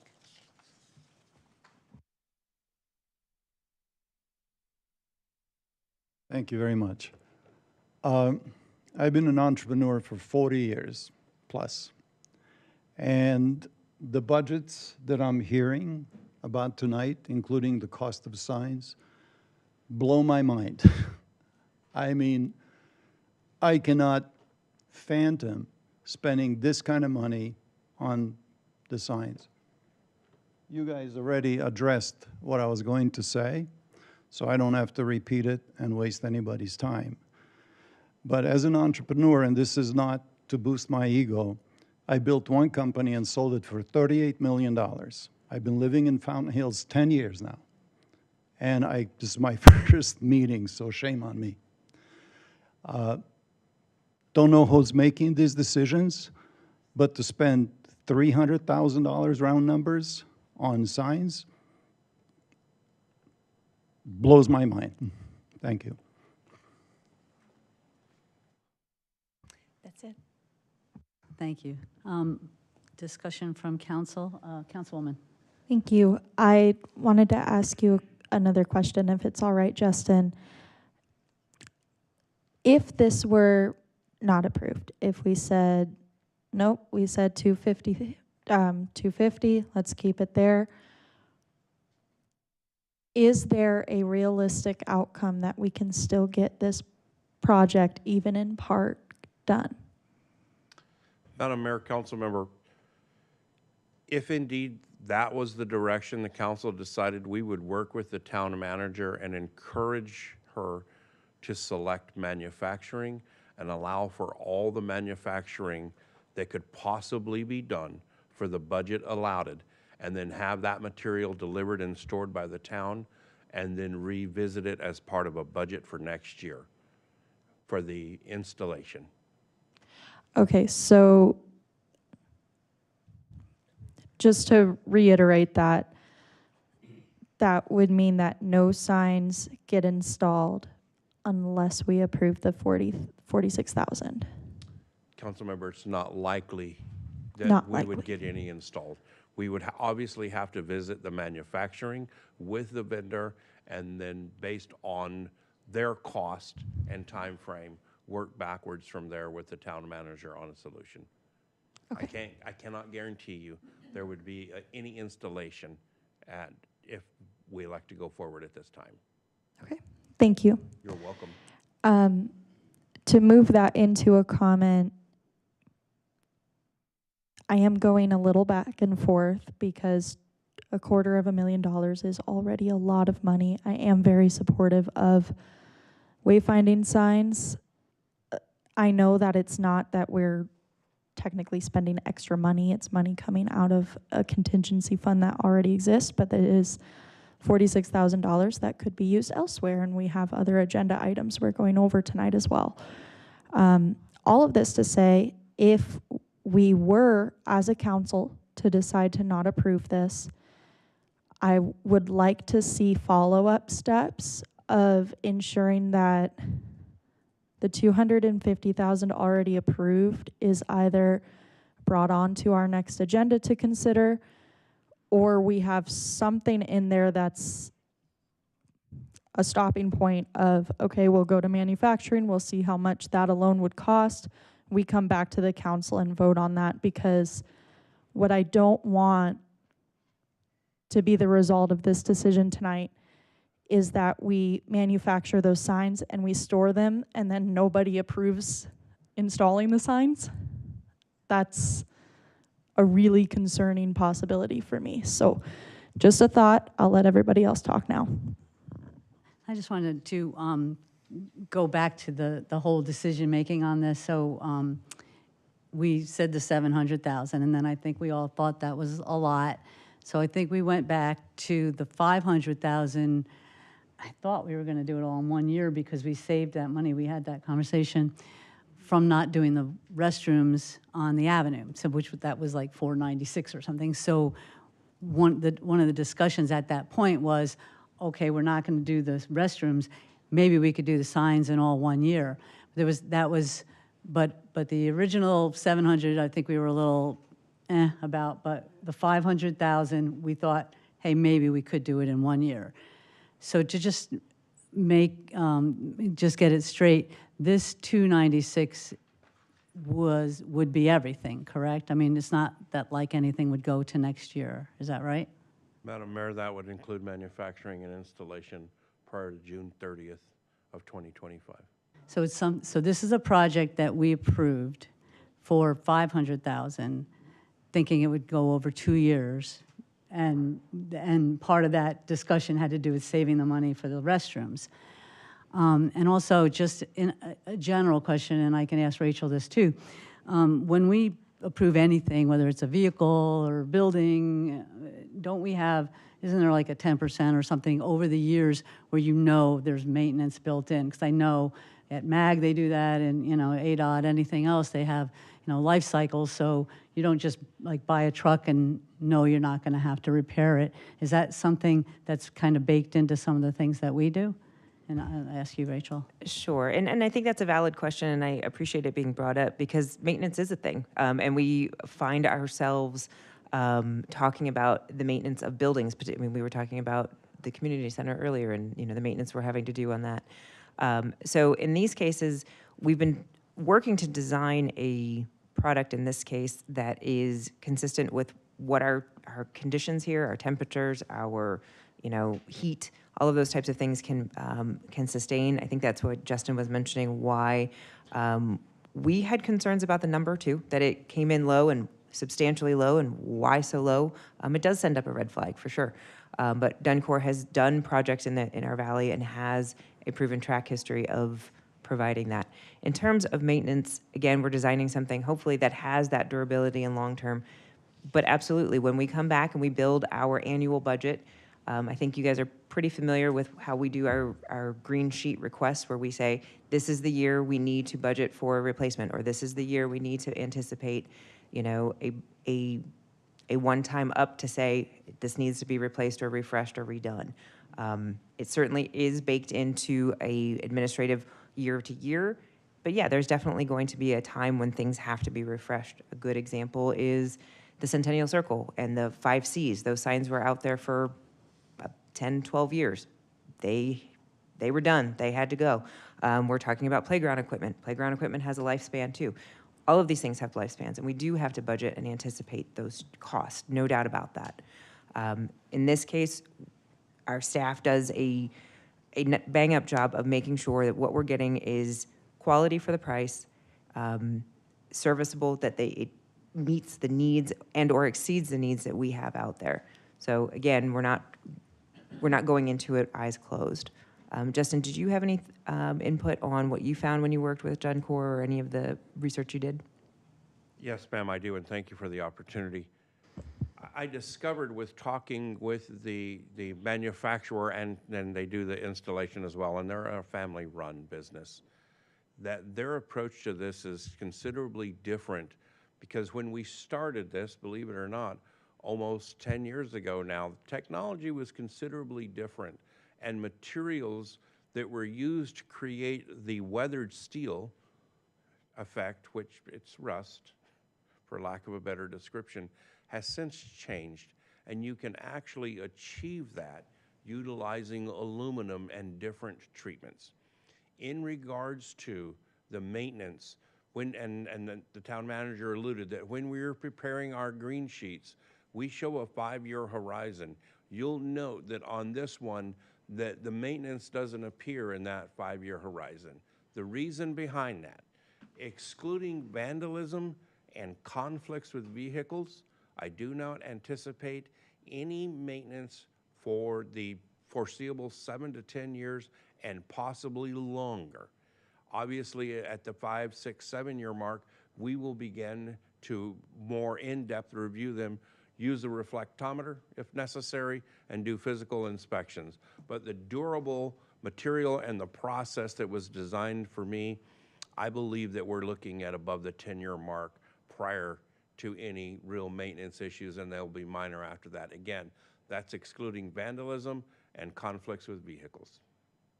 And Jerry, I'll call you, but I just wanted to follow up on the whole process, because Rachel mentioned it and you mentioned it, as far as who's making these decisions. This procurement and all of the things that we do have processes, and what we are relying on are the expertise of those with all the years of experience that you have to evaluate the bids as they come in, regardless of what the project is. Jerry? So when I first saw those signs, I think we cut down the total number of signs that we were going to install around town too, did we not? Madam Mayor, Councilmember, that is correct. The overall number was reduced as part of the process over multiple years. So we're doing the bare minimum, and when I first saw those signs, I figured they were probably 15 years, maybe more. The signs we have now, I don't know how long they've been there, but they're a mess. And I get the fact that there's GPS and people have phones and they have it in their car. Not everybody uses it though. I'm not against this, and when I look at the 15-year maintenance record or product life on these things, what are we talking? 20 grand a year overall. So I'm not against it. If we can get it done in 1 year, I think we should do it. I think the businesses probably want that in our town. So again, I'm looking at that cost over the lifespan of these things, and I don't think it's that bad if we get that kind of time frame out of it. And looking at the presentation you did before, my guess initially was 15 years on these signs because they're weathered metal, and they'll hold up a lot more than these wooden things that we had out there for the last 25 years. So, and I was right, we did cut down the number of them as well, so that brought our cost down as well. Because we gave instructions to you to go back and refine this and come back with a bare bones number of signs, which I think you've done, and so I'm not against it. I just wanted to bring up a point that was mentioned not that long ago, that, as you said, Mayor, we approved this for 2 years, $250 each year. So according to my math, I have $104,000 that we could put toward streets or toward downtown for next year. Just throwing that out there. We're sure that that $104,000 is, you know, free to play with. Madam Mayor, Councilmember, I'm not sure where that number came from. Oh, sorry. So I'm saying if we spend $296 this year instead of the $250, and we had approved $250 for next year, that means I've got $104, right? What you'll see is that it'll come off the books for next year, so it won't even be a project identified as in next year's budget. So yes. So yes. I just wanted to piggyback on what Jerry said too about the signs themselves, and whether you can look on your phone and such, and for sure that's true. But since we do have a lot of visitors here, they may not know that we have a museum or that there's lodging someplace, or so they won't maybe know what to look for. And especially when we have our dark sky, I doubt people will know for sure. You know, there's an observatory here, or another, or our art walk. The things that we can say that maybe people who were visiting us don't necessarily know that we have, and maybe a sign would spur them to go deeper into town. So, Councilwoman? I'm just going to fact check myself real quick. In my defense, I'm running on 4 hours of sleep. That's actually 2:04. Sorry, everybody. Anything else? So I believe you had started to make a motion. Would you like to make one? Make a motion to approve. No, sir, I'm sorry. No, sir. Thank you, go ahead. Finally. Move to approve professional services agreement 2025-24, with Duncor LLC in the amount of $296,744 and any associated budget transfer. Second. Thank you. Roll call, please. Councilmember McMahon? Aye. Councilmember Toth? Aye. Councilmember Friedel? Aye. Councilmember Skillicorn? No. Vice Mayor Calavianakis? Aye. Mayor Dickey? Aye. Motion passes 5-1. Thank you. Thank you, Angela. Thank you, Justin. You're welcome. Are you the next one, too? Yes, ma'am. Thank you. Madam Mayor, council members, this one right here is another project that has been many, many years in the making and design. As a little bit of a background, in 2018 and 19, we had unusual storm events that inundated the impoundment area of Golden Eagle Park. The impoundment area is the majority of the park, with little to no exception of the area around the tennis courts and the upper level of the concession stand area. We immediately began cleanup during that time, while we were also working on a drainage study for the area above Golden Eagle Park. That study was completed, brought to the council. There was a considerable amount of data. The gentleman that explained it did an incredibly good job. While all of this was going on, we were working as a staff with the town manager, mayor and council, to clean up some relatively large messes in that area. Over time, there have been many obstacles related to this design, including but not limited to the lack of as-bills for when these original improvements were put in, and the ones that we did have were inaccurate. We also had to deal with county and state regulations and oversight because it's a drainage area and we are simply conveying water from the McDowells into the Verde River. Aside from all of those delays, the town manager, myself, and Kevin have been in front of this elected body and others explaining the process and providing updates for many, many years. Tonight, we're actually here to discuss the bidding process. Once the project was completed, we put together a scope and released it for an invitation for bids. In this particular one, and I will share this, I rarely share my personal opinion because it's mostly not relevant to this agenda. I believed after comments that I heard from others in the industry and most recent bid activities related to or similar to this, I would be reporting to the town manager that the bids came in at $4+ million. I was truly delighted when Rob opened them and began to read them aloud and share the information, that the one that we got that is the responsive one, and we received two, the numbers are in the staff report, I will certainly read them momentarily. The lone bidder that was responsive is right at the budget number. We are going to be asking for some additional funding tonight for a couple of reasons. The primary reason associated with this contract is so we have an owner's allowance that allows us to deal with additional unknown items and conditions as the project moves forward. We've had a considerable, when I say we, primarily myself, has had a considerable amount of conversation with this bidder. As you can see, the one that we are asking you to consider for award tonight came from B4 Enterprises at $2.4 million. The only other bid, and we only received two, was 2.9.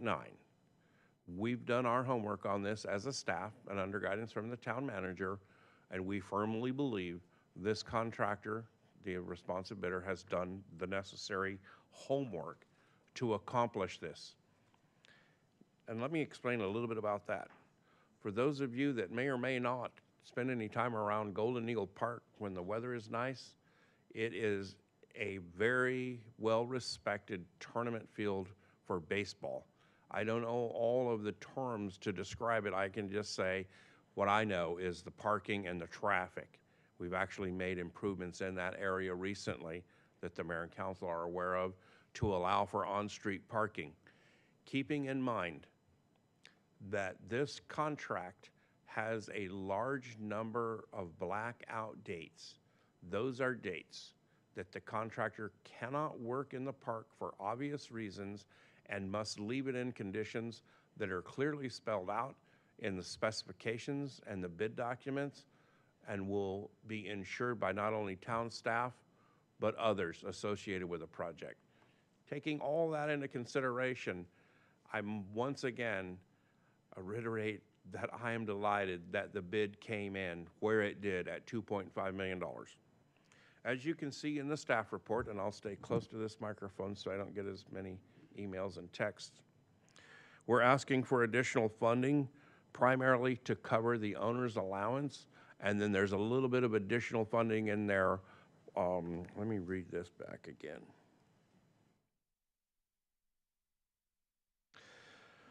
The total bid is $2,619,996.75, which includes an owner's allowance of $200,000. The contract amount exceeds the approved budget by $119,696.75. This is why it's necessary for us to ask for a budget transfer. In this particular case, the funding that we are asking you to consider transferring is a portion of the CIP portion, not the development fee portion, for Pleasantville Park. Kevin will certainly provide additional information on that as we go forward. He did provide some of it tonight. The project is not being canceled. It's simply just being slowed down slightly to allow a little bit more time for design, which also allows us an opportunity to ask the mayor and council to consider moving a little bit of the CIP, again, CIP funding, not the development funding, into this account so we can move forward. There's another agenda item just after this that we'll discuss that also includes the transfer of funds but is directly tied to this project. With that, a lot of information. I will certainly do my best to clarify or provide any additional information you may need. Thank you. Why don't we start with speaker cards so we don't get bogged down? We do not have any, Mayor. Oh, okay, thank you. Councilman. Justin, can you refresh everybody's memory as to what kind of damage was done down at that park before all this analysis and staff time? I mean, how many tons of sediment did you remove from that field? Madam Mayor, council member, I don't have the exact number. It's in one of my past either PowerPoints or staff reports. I will certainly tell you that it exceeded 600,000 tons of material, including landscape material and other household items from a long ways upstream. I will say that it cost $750,000 just for the initial part. That didn't include all the additional work performed by staff, including the community services staff, park staff, and public works staff, which we've continued maintenance on it to minimize the backflow of water over time. But it's a considerable amount of work and funding.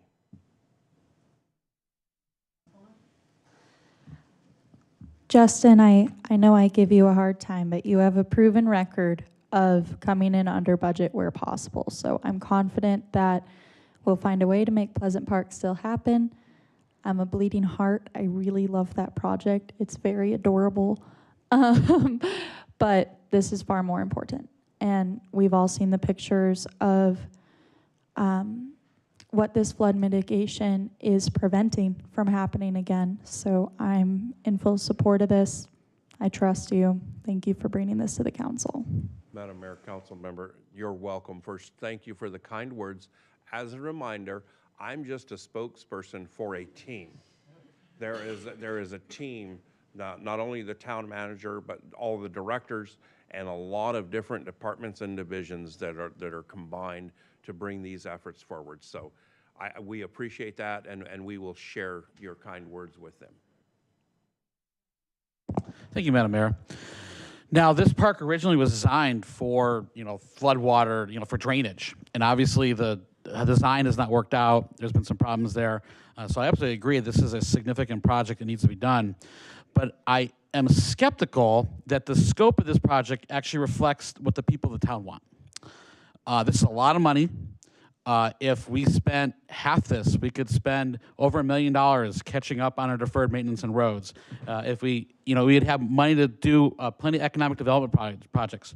We'd have money to do something, we've got, Avenue here, we've got the next street over that we want to do stuff to help out the businesses, help out and make our town just thrive and make it vibrant. And this is a very expensive project, and this really takes away from that. And when I see that the project adds footbridges, it doubles the width of the paths, it adds a whole bunch of things that really aren't in the scope of drainage, that really doesn't have anything to do with drainage. So I'm very skeptical that the people of the town want to spend this kind of money on this project. Now, granted, it might take a huge engineering solution to prevent all the sediment from overcoming the baseball fields. I understand that.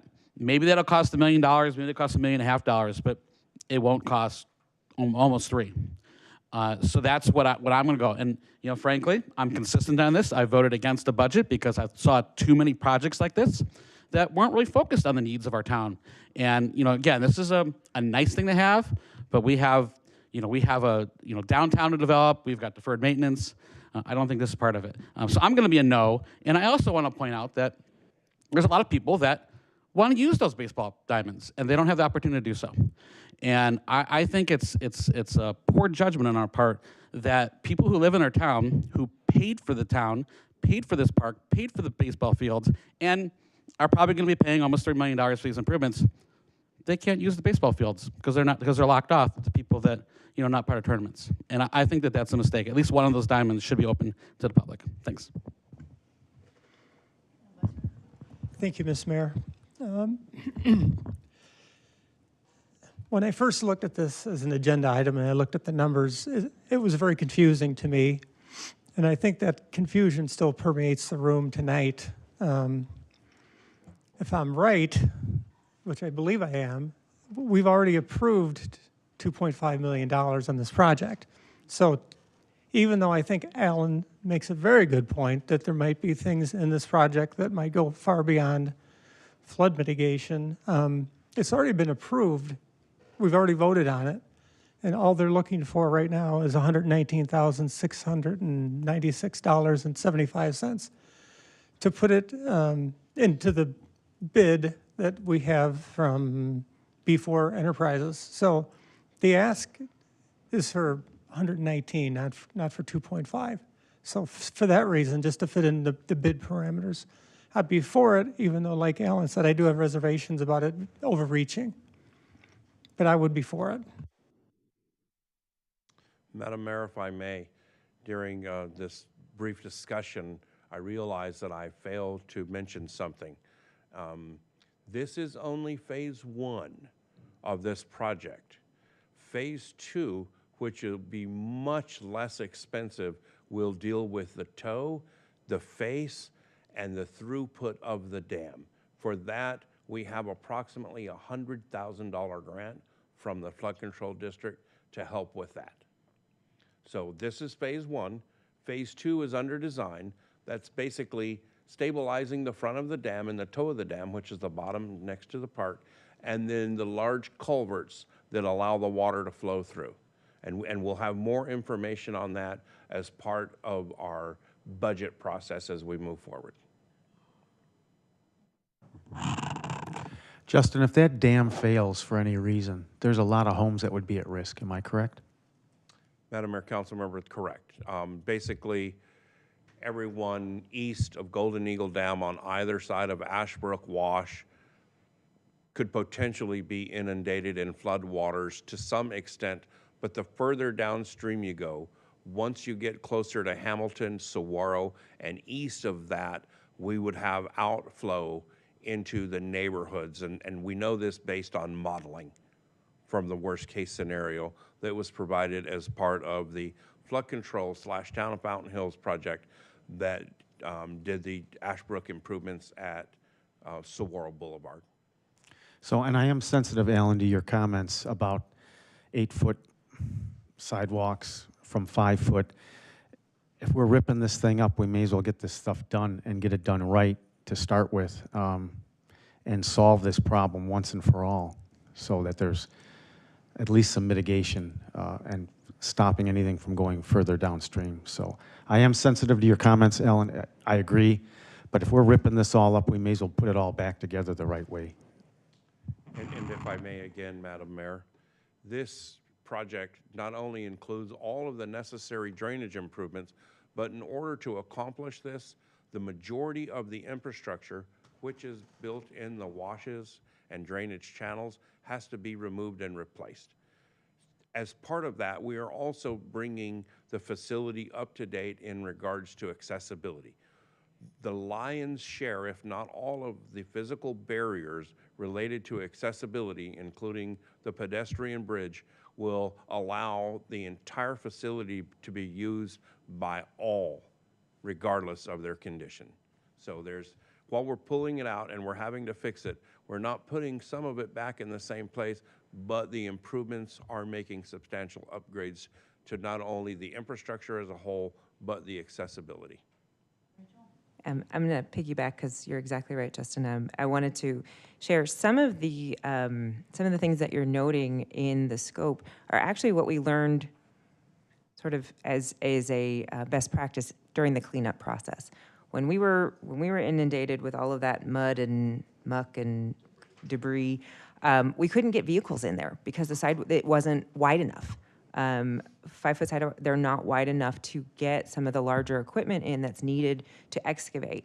And as we do this, we want to build smarter so that if we do have issues and as we do our regular maintenance to prevent these from happening again, we want to be able to get the right equipment down there to maintain that spaces. Same thing with the pedestrian bridge. I was not a super fan when we brought that concept up, but as we worked through how do we make sure that we create these drop basins and these storage spaces to slow the water down, that was another problem. It wasn't just the sediment that was coming through, but it was the speed of which that water was moving. How do we slow that down? The best way to do that is to create these catch basins. You need space to do that. If those are filled with water, we have no way to navigate over those spaces. And even if they're not filled with water, they're deep. We certainly don't want to encourage, access through there. So these were a little bit lessons learned on the back end of the cleanup process. So there is some foresight and some thought put into that, but I can certainly see why that looks like that on the surface. So I wanted to make sure that you guys understood and knew that there was some intentionality there too. And we had this discussion when we approved this item, and really you anticipated 2.5 million, and a project of that magnitude that's coming in at 2.6 is quite impressive to me. I think that earlier when we looked at the whole presentation of the SIP, we saw where $94,000 was not going to be spent on sidewalks, I think. We saw where $50,000 wasn't going to be spent on some of the, I think it was low roads or something.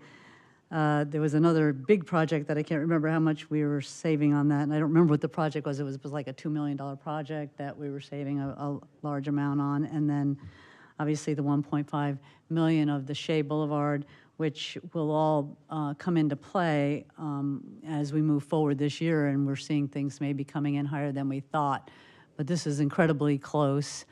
The scope of the project and the decisions that were made on how to go forward with it were made by engineers and professionals in order to hopefully prevent what happened back then, which is was quite dramatic. And maybe you want to look in the Times and look at some of those photos. He's saying, no, don't look. But it was amazing. And at the time, I think the town saved 600 grand, I think it was, by doing the work ourselves. So I am absolutely in favor of this. It's necessary, and I would take a motion if anybody has one. I'll make a motion. Move to approve professional services agreement 2025-026 in the amount of $2,619,696.75 and any associated budget transfers. I'll second. Thank you. Roll call, please. Councilmember McMahon. Aye. Councilmember Toth. Aye. Councilmember Friedel. Aye. Councilmember Skillicorn. No. Vice Mayor Calavianakis. Aye. Mayor Dickey. Aye. Motion passes 5-1. Thank you. Sorry about that. Okay, next is another, about the same project and about how the process works to go forward with it. Madam Mayor, council members, and I thank you for your patience tonight. Each of the projects that we have discussed are important to this community, this council, and the staff as we've worked to bring them to fruition, to ask for your approval to fund them tonight, or the balance of funding. This one right here is directly tied to the Golden Eagle Impoundment Project. We have discussed, certainly over the months and years, the complexities and challenges associated with a civil engineering project of this size. We simply do not have the staff available to dedicate the time necessary to ensure that all of the plans, specifications, so policies, plans, and procedures that are part of this project and the approved plans, we don't have the staff to cover that. even if we divided it up between several of us, it then becomes more cumbersome and complicated because we can't not all be there when the key items need to be addressed and concerns need to be addressed. The decision to solicit a construction management team has taken a considerable amount of time, over a year. During that time, we have discussed different options with the town manager, with the procurement. We've talked to others, including some peers of myself, and we've gone back and looked at history for larger civil projects in the town of Fountain Hills. With little to no exception, there has always been a construction management company that would oversee a project of this size for obvious reasons. They're going to be there every single day, and they're going to have their eyes on all of the project as it moves forward. Not only that, but they're going to be sending reports back to myself, the town engineer. We will share that with the town manager. Kevin will certainly be involved moving through all this because it's impacting part of the infrastructure he's responsible for overseeing with his staff and crews. With that, there's still going to be some complications, and we are aware of this, and I'm bringing this up now. We have had a relatively dry last couple of years, or I should say, we've not had a substantial amount of backwatering into Golden Eagle Park, partly due to the weather, and part of that due to the ongoing maintenance by Public Works, the Streets Department, and Community Services and Parks.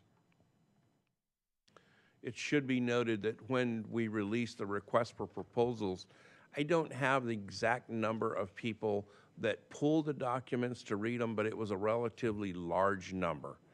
Rob would certainly have that, and we could provide it if you request it. However, I was personally surprised that we only got one solicitation, and it was from a company that we had not only worked with in the past, but they've also done a considerable amount of design over the last 25 plus years for the town of Fountain Hills.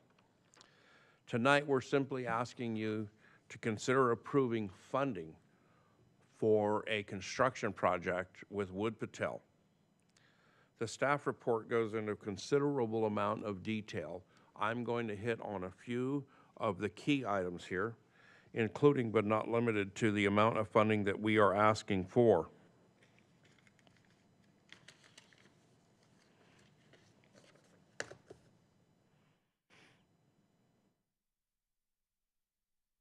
The construction cost for the contract is $261,000.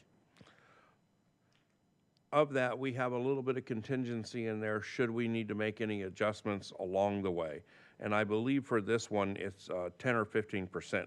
I thought I spelled that out here, but I'm not seeing that now. 96967. Correct. So we have not the budget for this in the Golden Eagle project, but we have identified other places in the CIP where we don't necessarily need that funding now, and it will benefit this project and at a later date allow us to go forward with the other project. And it's been a while since I wrote this one, so I'll have to go back and look at it.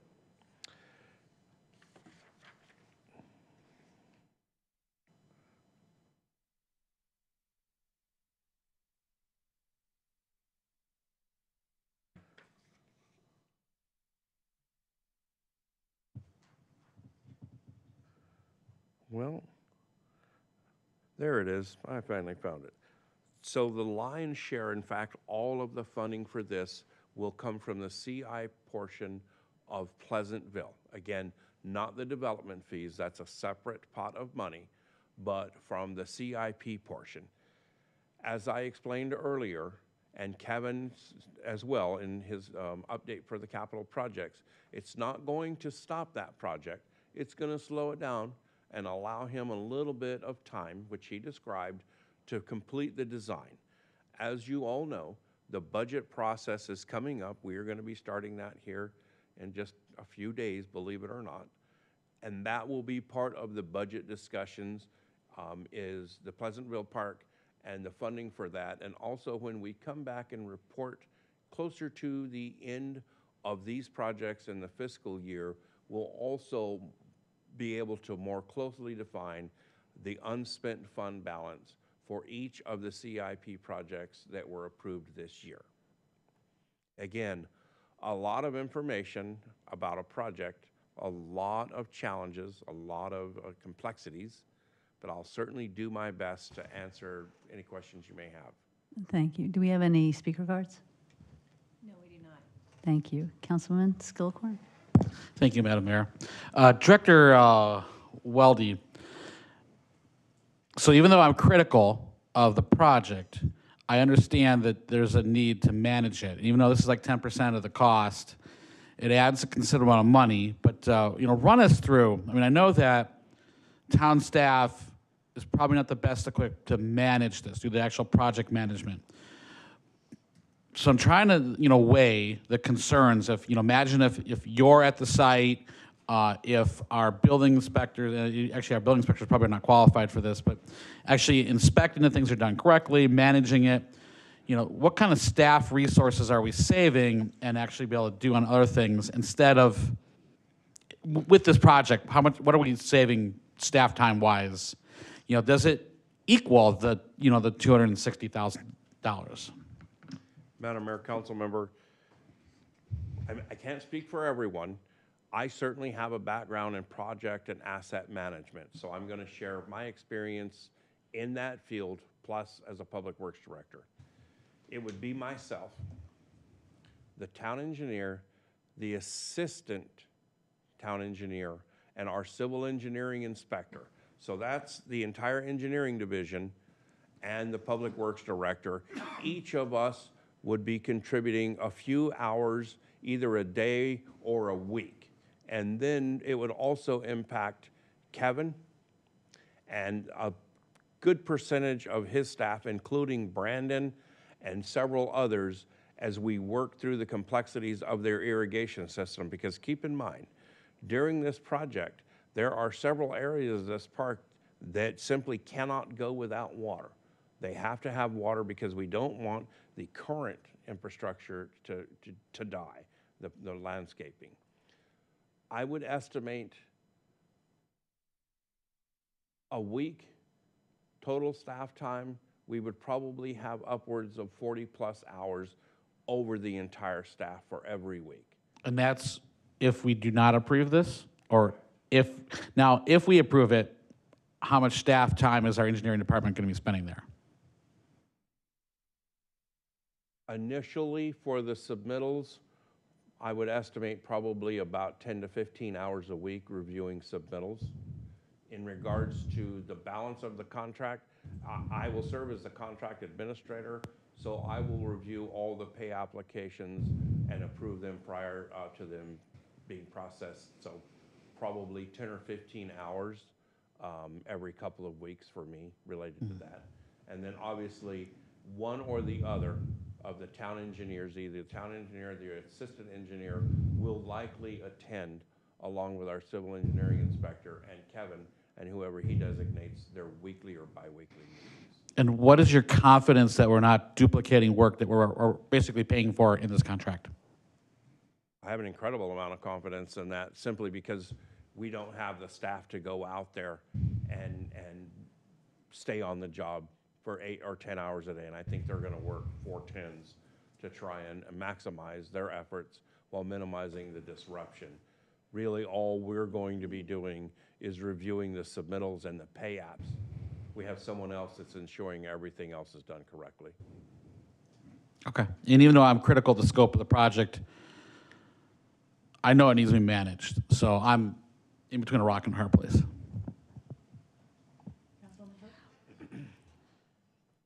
I echo that. I'm also finding myself in between a rock and a hard place, and for a slightly different reason. I think about the amount of projects that our town staff manage in a year.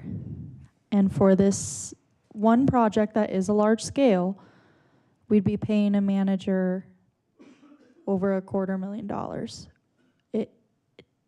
the scale isn't quite making sense to me. I understand that this is more hands-on than you would be able to do with the staff time we have.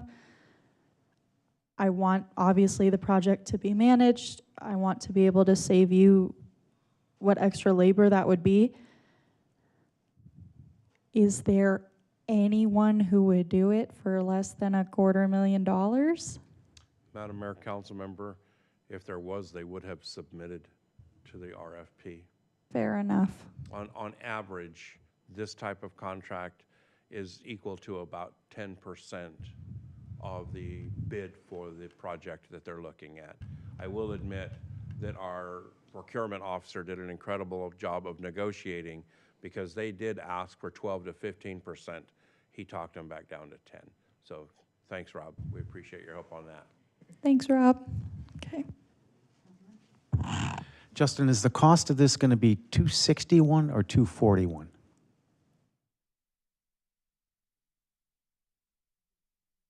Because your agreement on line 3 says $241,969.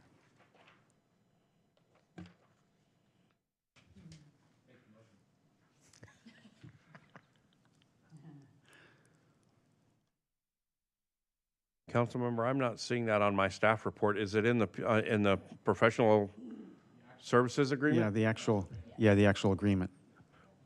Rest assured, we will correct that. It should be 261,969.67.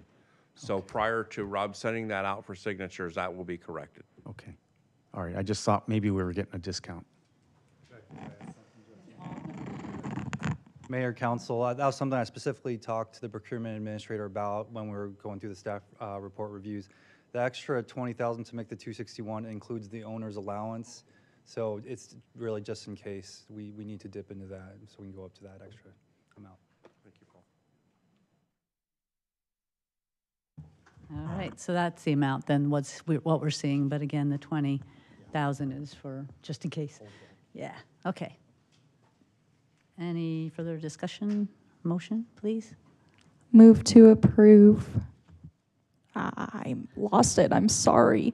Okay, move to approve professional services agreement 2025-027 with Wood Patel and Associates, Inc. for construction management services in the amount of $261,969.67 and the associated budget transfer. Second. Thank you. Roll call, please. Councilmember Toth. Aye. Councilmember Friedel. Councilmember Skillicorn. A painful yes. Councilmember McMahon. Aye. Vice Mayor Calavianakis. Aye. Mayor Dickey. Aye. Passes unanimous. Thank you, Angela. Thank you. You're welcome. Thank you for your patience. Next, we are going to have Amanda come talk to us about downtown. Are you? This is the last one, hopefully, in terms of our budget conversation. The last for money new one. face. And then John will be explaining some changes to us, but hopefully that should be pretty easy. Yes. Thanks, Amanda. You're welcome. You guys still hanging in? All right. First I want to say, usually I provide the PowerPoint presentation as part of the packet. I wasn't going to do a PowerPoint, but there was a few questions, so I did this last minute. So it is not in your packet. I will make sure to provide that to the clerk, and we'll make sure it's part of the official packet, but everyone will get to see what I'm doing here. And then because, again, we've spoken about a lot of things, so a couple of things. One, last month, the mayor and council did approve unanimously a downtown strategy. Going into that meeting, everyone was excited, seeing that unanimous approval. There's even more excitement. Hopefully you're hearing about it, feeling it, done. So admittedly, we have $700,000 in the downtown fund, but as staff, when we went before council and requested to spend some monies in this current fiscal year of 24-25, we only presented $90,000. So we've got $90,000 that council has approved. There's $700,000 in the fund.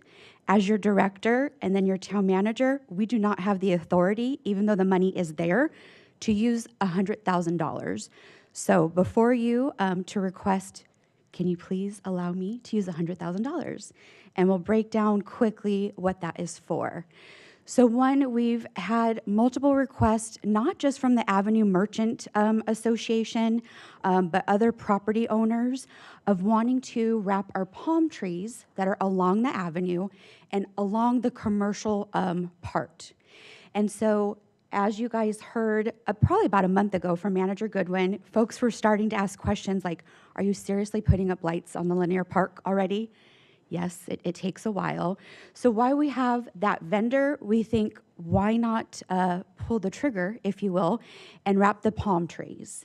And we've been working the last couple of years in economic development and community relations to get more photography, videography, to make sure we're just lighting up the downtown and people are coming here to shop and dine. And again, that connects to our local sales tax base. So the $25,000 would allow us to wrap 52 palm trees, about 1 to 3 gazebos. And what we're also wanting to do is some folks aren't understanding, believe it or not, twinkly lights or wrapping, or some folks think, well, Amanda, if you wrap the palm trees, me not specifically, that we don't need to do pedestrian lighting or solar lighting. That is not the case professionally. But to start to do this, we're hoping, again, to inspire folks. You'll see meeting invitations from me to invite council on a walk-along. Again, there's some folks from the TAMA Association, so to have conversations. Some folks think because we're a dark side community, we can't wrap the palm trees. That is also false, but instead of just hearing from me, we'll have representatives from the Dark Sky Association.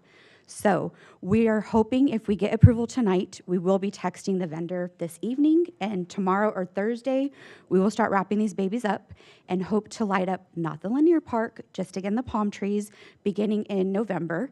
And November is also Small Business Saturday, so again, to just be promoting Shop Local. And as Councilmember Skillicorn said, really make it a vibrant downtown.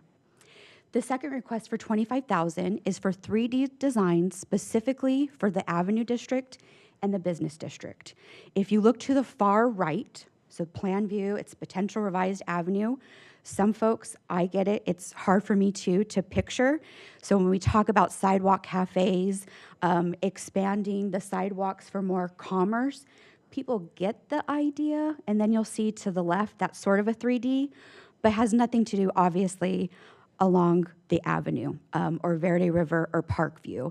And so we're wanting to make sure when we come before council in January and February with some of the zoning changes, that we have the support from community members, again, residents, businesses, and there's a clear understanding of what we're trying to do. And again, from the business district, you guys have heard from day one that I have felt that the zoning is not correct, especially for wanting to attract healthcare and bioscience. So having something like this, again, helps me pitch to these types of businesses. And again, we need that diverse economy. When you attract those type of industries, that's a primary job. They have the wages to, again, shop, dine locally. Next. Entryway signage. So there was a question, is this related to wayfinding signage? No, that is not correct. So again, we're hoping to start to pull the trigger on entryway sign package. So again, if you think of the boundaries of the entire downtown, what is that going to look like with permanent entryway signs? To again, just welcome and say, this is downtown Fountain Hills. The same with the various districts of what is that going to look like? Again, sometimes I don't like to use examples, but there was questions. I did this last minute. It does not mean this example is what we're doing, but just to give an idea. And then last, this is actually, I knew I was coming before council and then added this, and I am responding and trying to be proactive instead of reactive. But again, as you guys know, myself and Betsy with the Chamber of Commerce do business retention site visits. Earlier this month, we met again with TAMA. They meet once a month and have just shared the summertime was really tough. Can we activate the avenue and the downtown? And then they also brought up, and it's something that I wasn't thinking about, but they're like, Amanda, it's still flipping hot. And I'm like, yeah, you know, I'm bothered by it too. But what they're thinking about is our winter visitors are going to be delayed in coming to Arizona and Fountain Hills because it's so hot. So again, will the sales start suffering, the visitors, the shoppers going in? And so requesting $25,000 to then make up the $100,000 to do some new events. So live concerts, they've talked about doing maybe some arts, murals at Avenue District and then Plaza Fountainside. And then, of course, if you're going to have these events, there's going to need to be some marketing. Some of you did call me over the last couple of days and like, do you really need all of this? I'm hoping you know myself and my colleagues that we try not to go all the way up to the very penny, and we'll do our best to negotiate, but want to ask for it now and not have to come back and ask for more. And so with that, Mayor and Council, happy to answer any questions, but not sure if you want to open to the public first. Yes, I was asking if we have any cards. Yes, Mayor, we have one. James Bordamus. And also the chamber had spoken earlier because she had to leave. Yes. Good evening, Mayor, Council, staff. My name's Jim Bordamus. Been a resident of Fountain Hills for 20 years. My wife and I own 4 businesses on the Avenue of the Fountains, and I'm the chairperson of the Avenue Merchants Association, known as TAMA. I'm here to support the investment of the $100,000 to the Downtown Fund proposed by our Director of Economic Development. Our town relies on sales tax and fee income. Nearly 2/3 of the town's funding source comes from local tax and fee income. Stimulating economic activity is imperative to the financial health of the town. Investment in the promotion of our local businesses is not a luxury, in my opinion, it's a necessity. It's time to help our small businesses rebound and grow. Recently, the town's CFO provided a 24-23 comparative recap of revenue by industry. Our restaurants and bars are down over 4% from the prior year. Non-food retail, if you exclude the internet sales, is also down 2%, and construction is down as well. If you factor inflation on top of that, 2 to 3%, the downtown businesses, the downturn is actually even more pronounced. Our population remains flat, making it even more difficult to increase revenue and tax income for the town. It's time to prioritize the economic revitalization of our downtown. I believe all of you have expressed a commitment to supporting business in our town.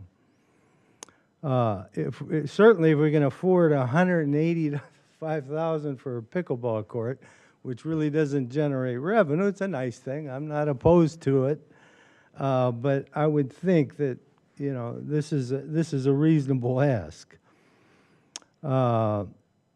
If you think about it, we have 200 merchants. I asked Betsy how many merchants we have downtown. She thought maybe even in excess of 200 merchants.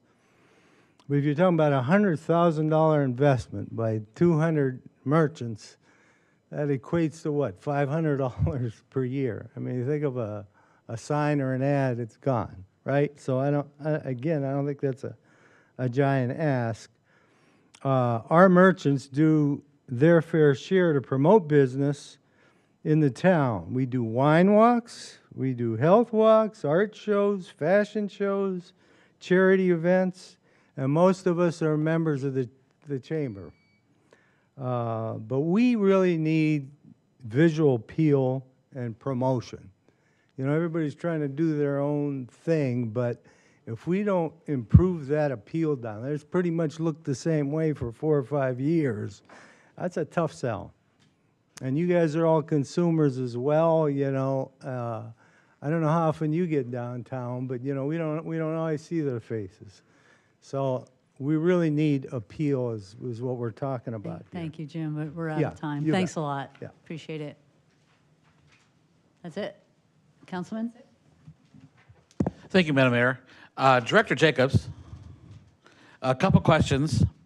The lit up palm trees, is that what's the useful life of those lights? This is not an annual occurrence, we'll be paying $25,000 to re-wrap them. They should last a few years, right?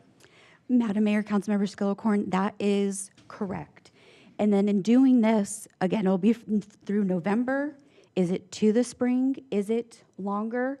Again, by doing this, we're then going to get that feedback again from the community. So residents, businesses, visitors. And Director and Council and Mayor, I see, yeah, year long, so it's more than just the Christmas season for those. A lot of this excites me.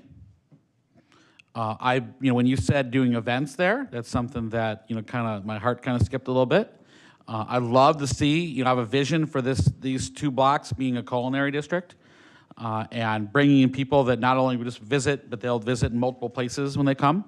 And I think that's a great idea to have them come here. And actually, I would love that the intent of this council is to give you, if you have money left over in one area, you can, spend more money on advertising, right?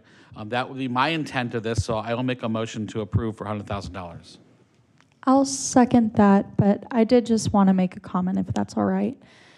I wanted to point out, for anyone who didn't catch that, the go-getter attitude that Amanda showed a minute ago. She said if we approve this, she will text the vendor tonight to get those lights on the palm trees.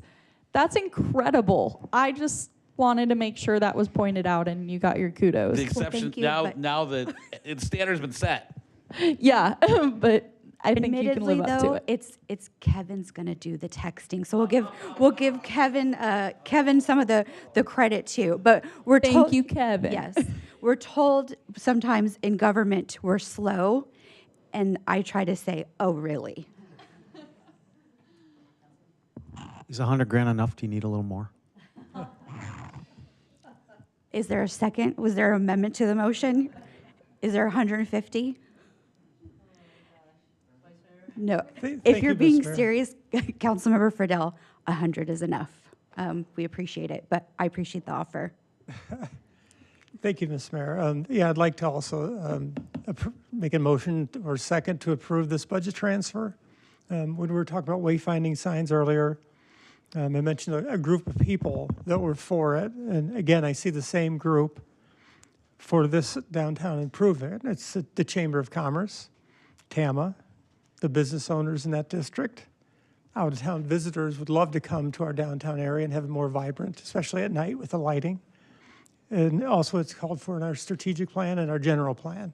And so I think this is a great idea, and I hope we pass it tonight.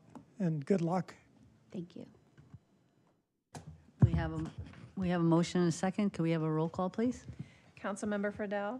Aye. Councilmember Skillicorn? Yes. Councilmember McMahon? Aye. Councilmember Toth? Aye. Vice Mayor Calavianakis? Aye. Mayor Dickey? Aye. Motion passes. Thank you. On behalf of staff, thank you. We appreciate your support. Thanks, Amanda. Our next item is a public hearing about some zoning ordinance. I think it's kind of some housekeeping and some language. So the hearing is open. We'll hear from John. We can ask questions. I'll see if there's any speaker cards. Then we can discuss, close the hearing, and have a motion.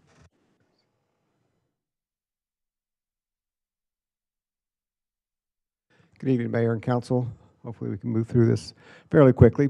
We have been in the process of updating each of the sections in Chapter 2 of the zoning ordinance, which is a procedures chapter. You've already done sections 201, 202, and 204. And so this evening we have section 203 dealing with temporary use permits and updating it. We've had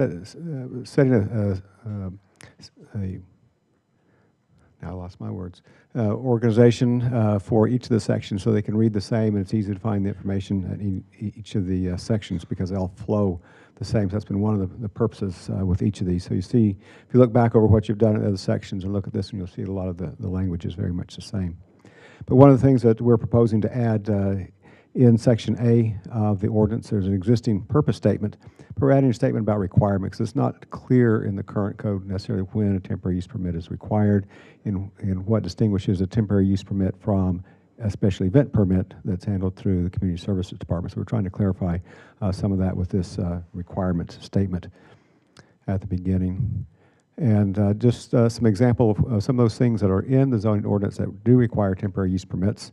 Here's a list of some of them that are in there, including the temporary banner permits that we approved with the latest update to the sign ordinance. So the section B then covers the application process.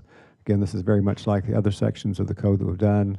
Applications are filled out online, provide a project narrative, site plan is needed for what's being proposed. Any additional information might help us to understand what is needed. And then also provides a distinction between when we collect the temporary use permit fee that's in the schedule of fees and the administrative use permit. So it's one of those items that's listed in the code as needing temporary use permit. Those are the ones that take a little bit more time, would potentially come to the council if there's an appeal, that type of thing. So that has a higher fee than those that are just handled purely administratively, have the use permit request.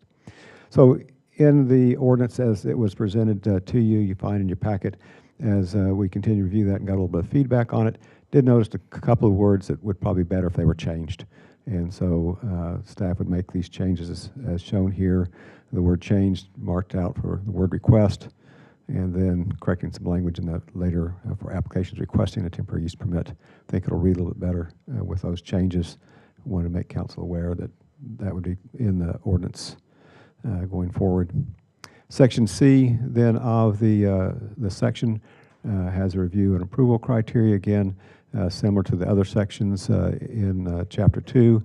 There's initial staff review. Did we get what we need? If not, going back and forth with the applicant, make sure we have the correct information. And then once we have it, being able to move forward with action. In this case, these are approved administratively, as stated in the code. And adding some language that a copy of the approved temporary use permit should be maintained on site. So if it's ever a question whether or not they've gotten approval, it's easy to find that out. And then a statement about transferability was relocated to this particular section. And then again, as we were looking through it again, we noticed that in this section, usually we talk about a filing fee, but for some reason right here we use the word application fee. And so just for consistency, there's not two different types of fees, proposing to change that from application fee to filing fee. Yeah, okay. Or a filling fee, we could have one of those too. Yeah, we'll fix that, thank you. Yeah, all caps doesn't catch that very well. And then another change later on in section D on appeals. It says the matter shall be appealed. Well, the applicant may not want to appeal, so we're going to mandate they appeal it. So change the shall to a may, and that's done by the applicant. And then time limits, section E of the code, a minor change there. So when it's working well, an applicant knows what they're doing, they apply for their permit at least a few days, if not a few weeks in advance, so it's all in place. And so it's not really necessarily effective the day it's issued, it's effective the day we put on the permit. So I think that will work better. Section F on revocations, there's no proposed changes in that section. So those are the proposed modifications to this section of Chapter 2. Any questions? Does council have any questions? Do we have any speaker cards? No, we do not. Thank you. I see this as pretty straightforward, and thank you, John. So I'd just like to make a motion to adopt Ordinance 24-15. Sorry. And second. Thank you. Roll call, please. Councilmember Skillicorn? Yes. Councilmember McMahon? Aye. Councilmember Toth? Aye. Councilmember Friedel? Vice Mayor Calvianakis? Aye. Mayor Dickey? Aye. Motion passes. Thank you, Angela. Our last item, I'm not sure, is this Rachel or? Actually, I think Kevin's going to take this one. Thank you. And give a little background. I'd just like to clarify that Kevin's already sent the text. I saw the screenshot. I mean, I've heard of stealing your thunder, but man, I didn't even get up here. Yeah, so we are confirmed for tomorrow. They should be starting the tree wrapping tomorrow, so that's exciting. So thank you guys very much, appreciate it. Madam Mayor and Council, here tonight at the direction of Council. There was a request to look into bringing the formal processes that the Public Art Committee has been doing to an internal committee, and with working with Aaron and John with Development Services, this was actually more complicated than we thought it would be, just because they were weaved into a whole bunch of different aspects of how we do business. After doing the review, we found that we do recommend moving the public art processes to an internal commission, mostly because we're transitioning more from doing the purchasing side of public art to maintaining our public art that we have. What's this mean for the Public Art Committee as we know it?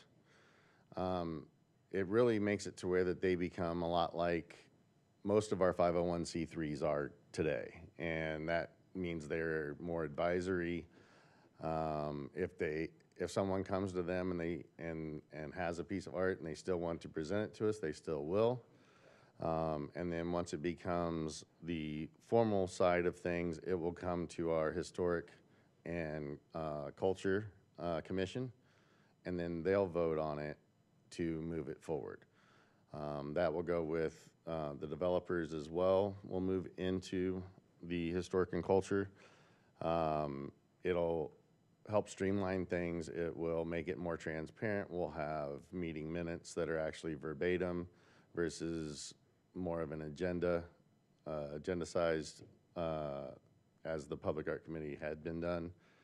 And I think it'll help make it to where that if the public does want to come and talk during that meeting, it does open to the public to where that they can have conversations around new art pieces that are being brought up as well. The other thing that was brought up was, well, what happens if we decide as a town that we would like to purchase a piece of art, or if someone's offering to donate it, we need some expertise.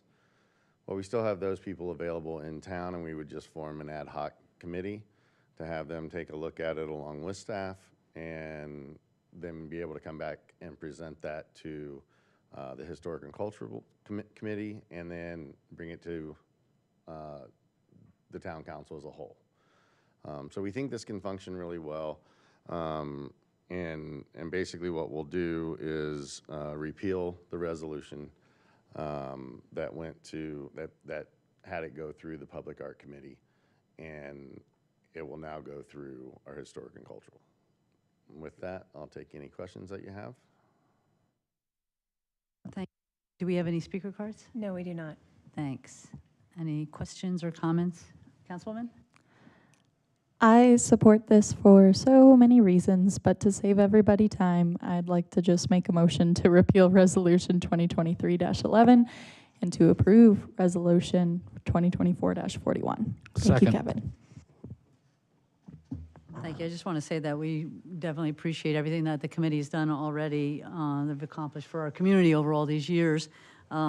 We have a reputation for all of our beautiful scenery and our fine attractions, and I think that the public art collection is one of the really special things about our town, and they had so much, obviously, to do with that. So I want to thank them, and I don't know if we'll have anything or if they're just going to meld into that, but I just want to make sure that we appreciated our appreciation, or that we expressed it.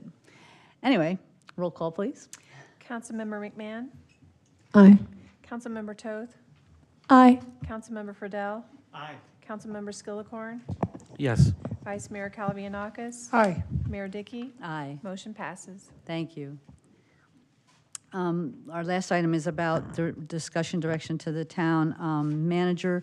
We had one speaker talking about temporary uses or special use permits, so we might want to get a little follow-up on that for us, please. Was there anything else that we heard that we need to get back? Any future agenda items? Or whatever you have there. It applies to one of those things. Councilmember Skillicorn had mentioned the baseball, I almost said courts, geez. Baseball fields, 4 hours of sleep, guys, it does a number on you. The baseball fields being locked up, I've been sappy, and being someone who was a softball pitcher and was on one of those fields almost every single day, like every summer of my life, I relate to that a lot, and I think it would be wonderful if we found a way to make that available for the public when there are not tournaments going on. So if we could explore that, I don't believe that's something that would require an agenda item, but if it is, let's do that. There's quite a bit of background on that conversation, so what we'll do is we'll get a memo out to the council, kind of exploring the background and how we got here, and then, moving forward. Does that work? Okay, great. Thank you very much. Is that it? We're adjourned. Thank you.